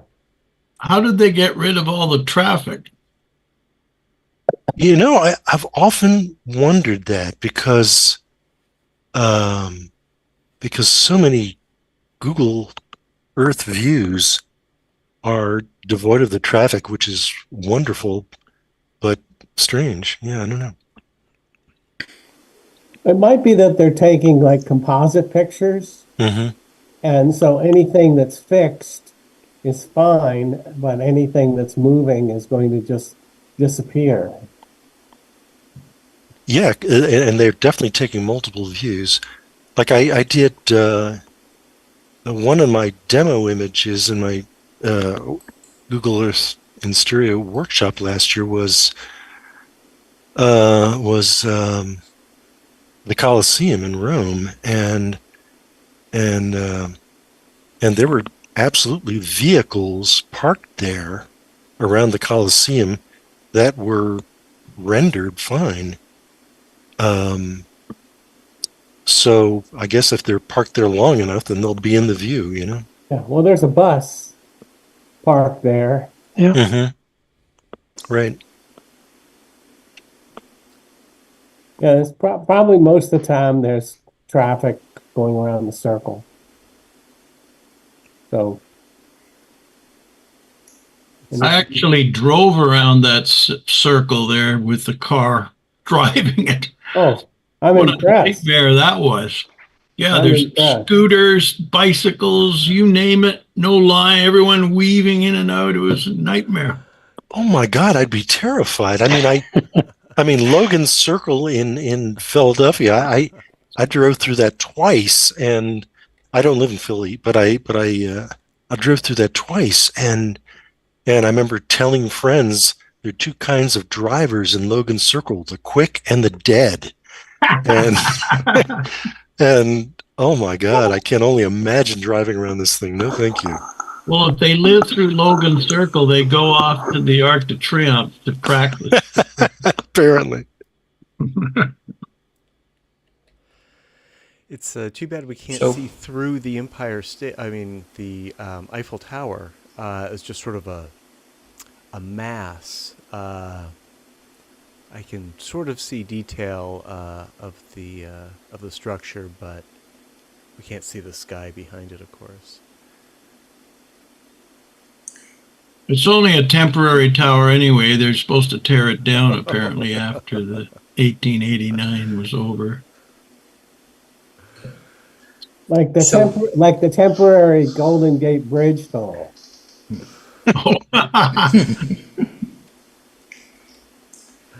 All right. So fine art was temporary, and then was completely rebuilt at great expense. Well, wasn't the Palace of Fine Arts, which we saw at the beginning of That's this? just what I said. Yeah, that's what you said. Yeah. So Peter inspired me to try something, and I found something I think can really help us. Has anybody tried the Google Earth Studio? Google Earth Studio. It doesn't ring a Okay. bell.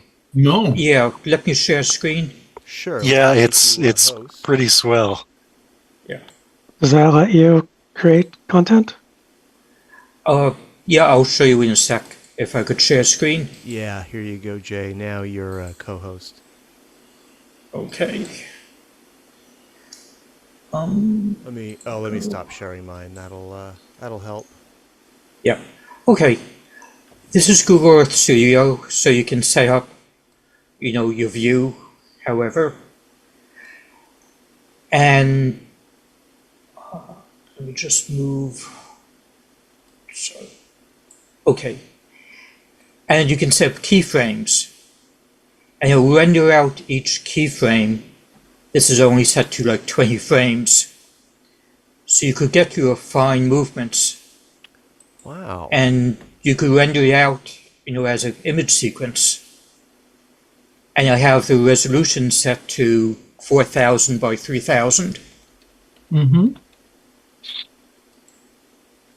So, yeah, I should have used this to make the stereo pairs. Yeah, this seems like a tool that was invented just for us.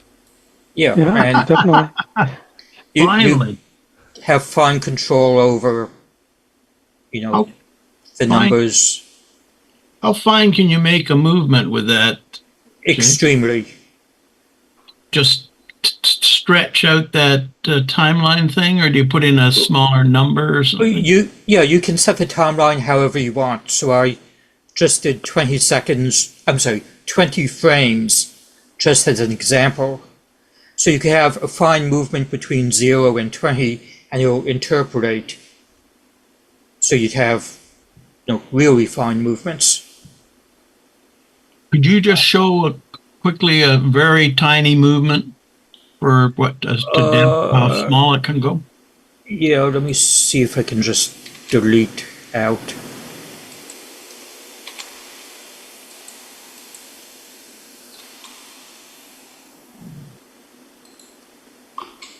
Okay, so no movement. Mm-hmm. And I'll set you here, and I'll just do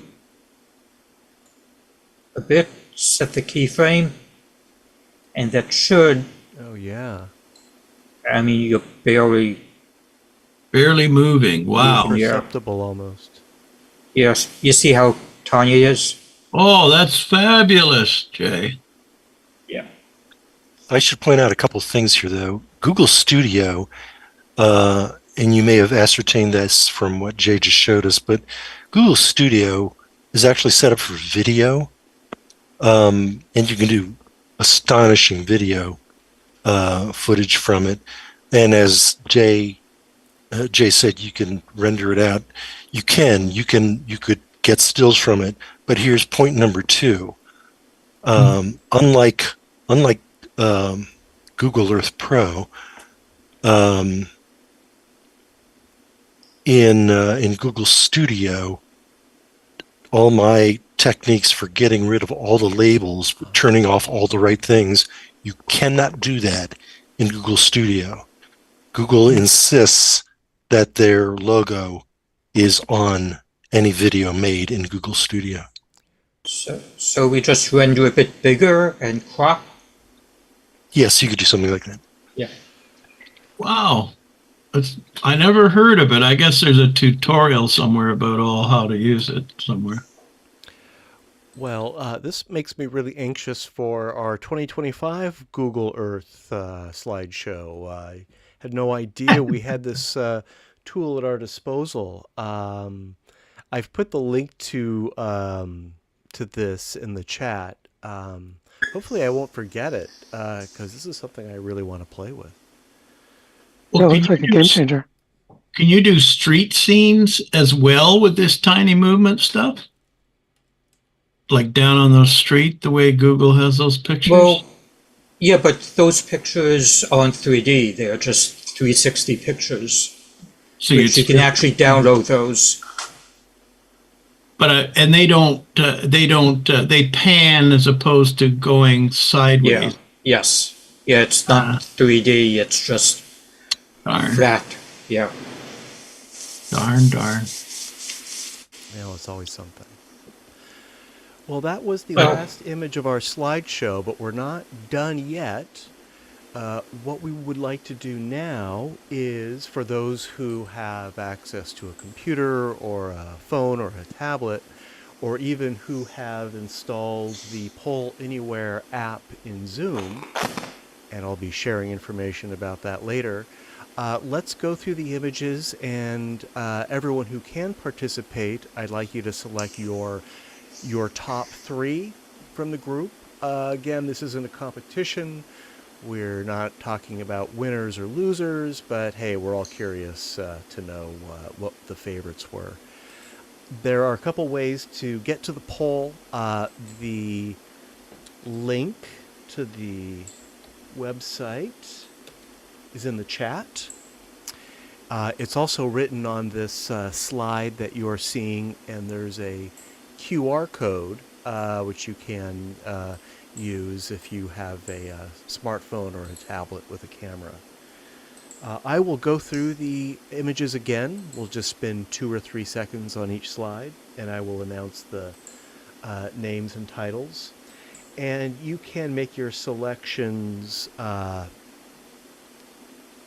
now or after the little review, or maybe you've already done that. So Where's the poll? All I see is some kind of presentation.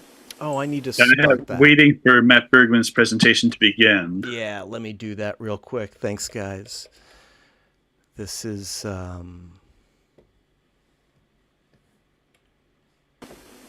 see. This is exactly what we had to figure out last week.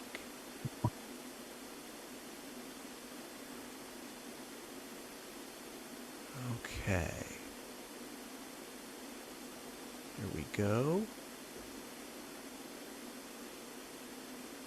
And this should start up any minute now. Let's see.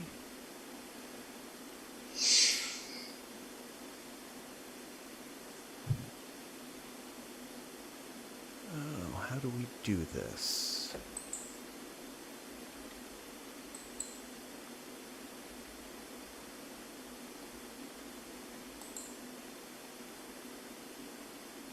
All right, bear with me for just a second. In the meantime, did anybody manage to get any photographs of the aurora? Not I. Couldn't get anywhere dark enough. I found some good candidate spots, but I wasn't quick enough to get out there. I went on Sunday, and it was pretty much too late. I'm I impressed saw with some time exposures on the Chronicle website. Looked pretty Yeah, neat. I was going to do that myself. All right, the poll is now active. Thank you for your patience. Take a look and make sure that it's up for you. One thing that kind of confused everyone about this poll last week is that there's no submit button. You just make your top 3 selections, and that's it. Then you can close the window or exit the app or wherever you're using it. If you make a selection and change your mind, you can click there's sort of a delete icon to the right of the selection, and that will let you make a different selection. And you can select up to 3. So let me go through the slideshow and just to refresh our memory. And I'll read the titles. And let me get this off the screen. Here we go.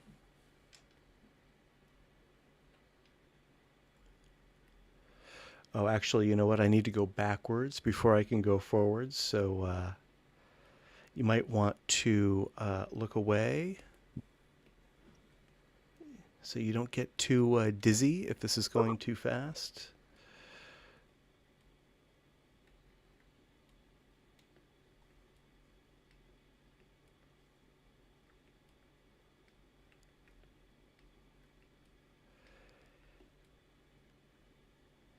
And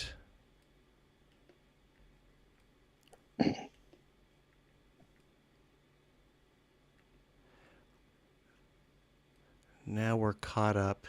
I'm going to wait about 10 seconds for the streams to catch up to all that navigation I just did, and then we'll start.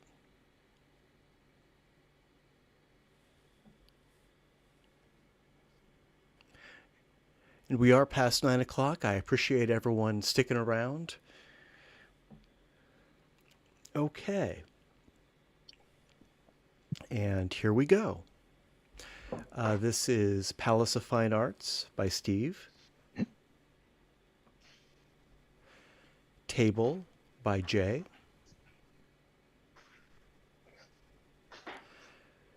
GG Bridge 1 Google Earth by Bob Bloomberg.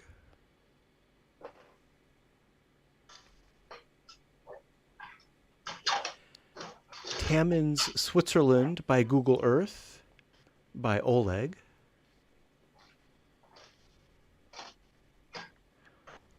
Offshore SF Bay by Jack. Niagara Falls by Steve. Reflection Canyon, Utah by Google Earth by Oleg. Refinery by Jack.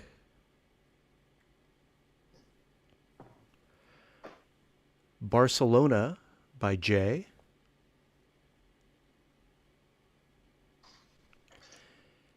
Calgary, Canada by Google Earth by Oleg.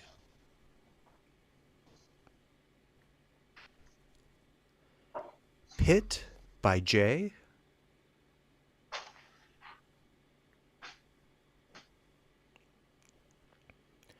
Mount Oleg, Canada by Google Maps by Oleg.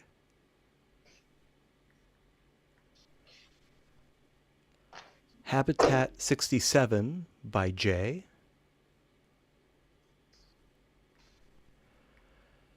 Toronto Skyline by Peter.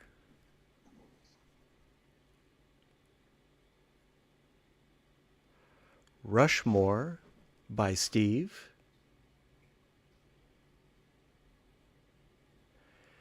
And Paris by Steve.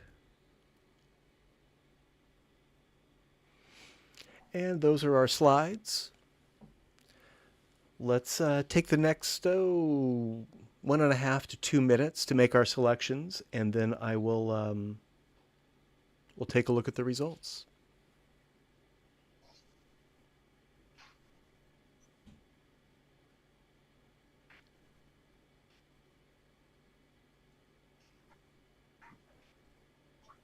By the way, anyone who's interested in solar flares and looking at aurora borealis, look up the Carrington event of September 1859.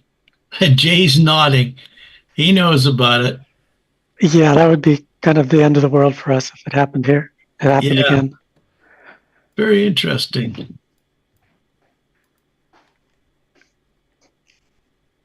It's amazing how little it would take to protect the grid, and it just has not been mandated. They'll wait till it happens, and then they'll all wring their hands if we should have done something. Oh, won't be able to without a grid. Yeah. Good, no internet anymore. All this AI goes out the window, and I go back to playing Lego or something. I go back to hitting each other with sticks. Yeah. Or playing cards, because that's what I do right now. Play a lot of cards. All right, does anyone need more time to make their selection?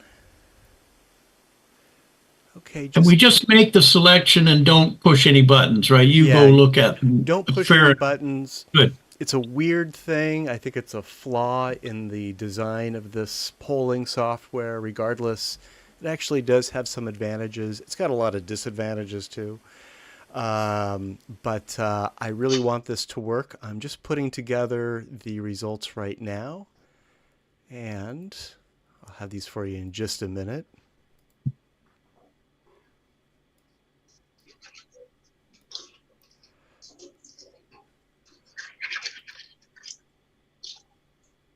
Okay, there we go. And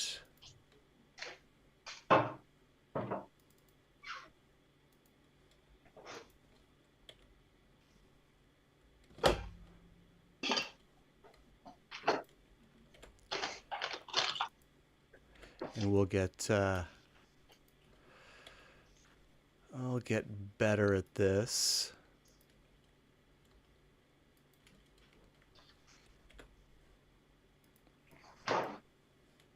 Okay, let me share my screen here. Or rather,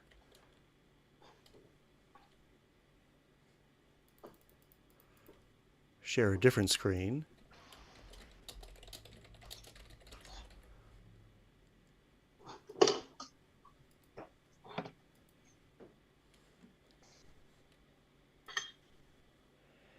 And look as nice as the...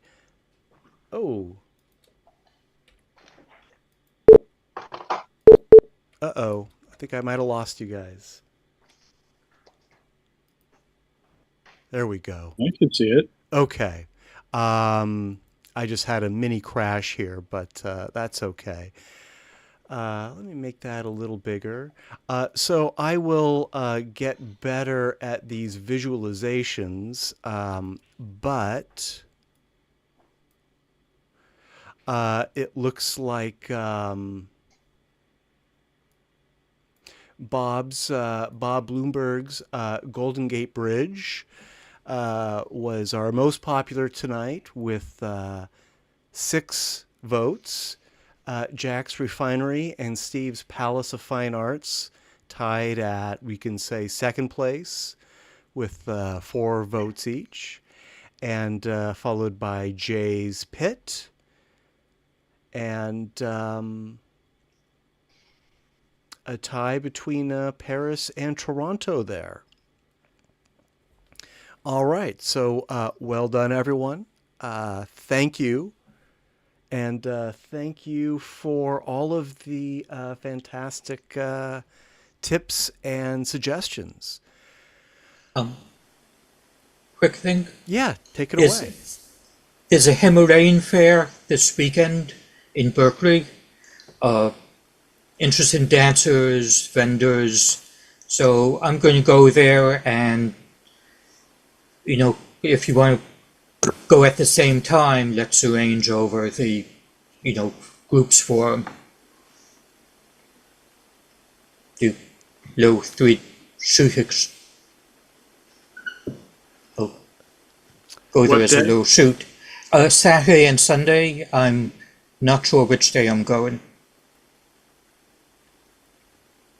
Probably be busy, but who knows? Well, that's a great tip, Jay. It sounds like a fine event for stereo photography also.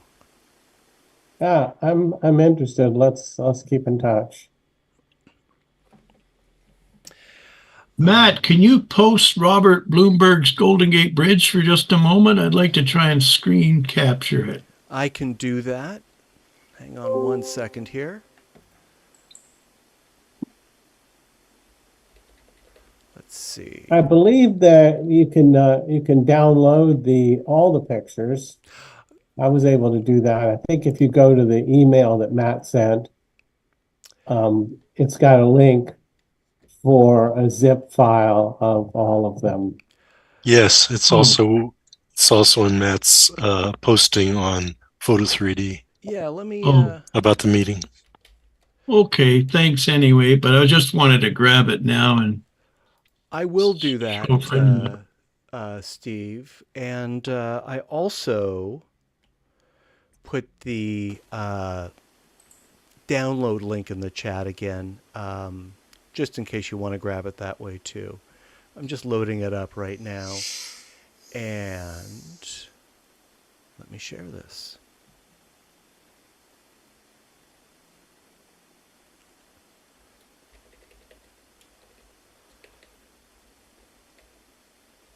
And where am I? There we are.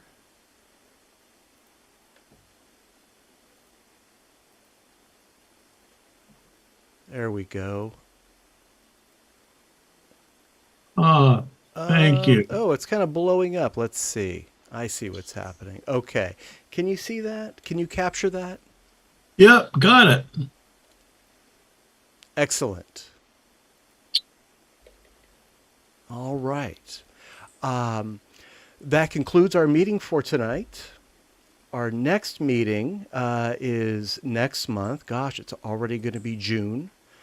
That will be Tuesday, June 4th. It's our regular open division. I'll be sending out an update about that. And this this new poll we're using, bear with me. I really, really want this to work. It's a little rough around the edges, but give me some time. Let me give it some polish, and I think we'll all be very happy with it. That said, thank you for joining. Does anyone have anything they'd like to close out with before we disconnect for the night? I'd just like to reiterate that it's been some great images this month. You know, I was thinking it would be interesting, since we've been doing these Google Earth specials for a couple years now, it might be interesting to compare some of our earlier work with some of our later work to see how we've developed and how Google Earth has developed. It would be pretty easy to do. I'm sure I have all of those archived. Yeah, I kind of thought that we've sort of mined it out, but obviously there's a lot more that we can do now. Yeah, well, that's technology for you. Well, and just creativity of our members. Yeah. Also changing landscapes. You know, that the caps that got a Berkeley under construction last time around are going to look completely different now. Google keeps adding to it too. I mean, there's cities that used to have no three-dimensional models that are entirely three-dimensional. And this separate standalone studio application looks super useful. Yeah, I think we learned some great tips tonight. I'd like to ask Melinda if, regarding the solar event, if anyone thought about trying to capture a stereo of that, what the baseline would be to capture. It's actually, yeah, that was kind of what made me start to talk about it, but I kind of lost that point in the middle. But yeah, I'd love to cooperate with other people. We can just be on our cell phones and tell people, okay, shoot now. Right. Yeah. There's been a discussion on one of the 3D groups, and it's like tens of miles distance, and still doesn't look too good. They've tried it? Huh. Yeah, it's actually published in a few books, and the guy who had the book said it just didn't look that great. So did they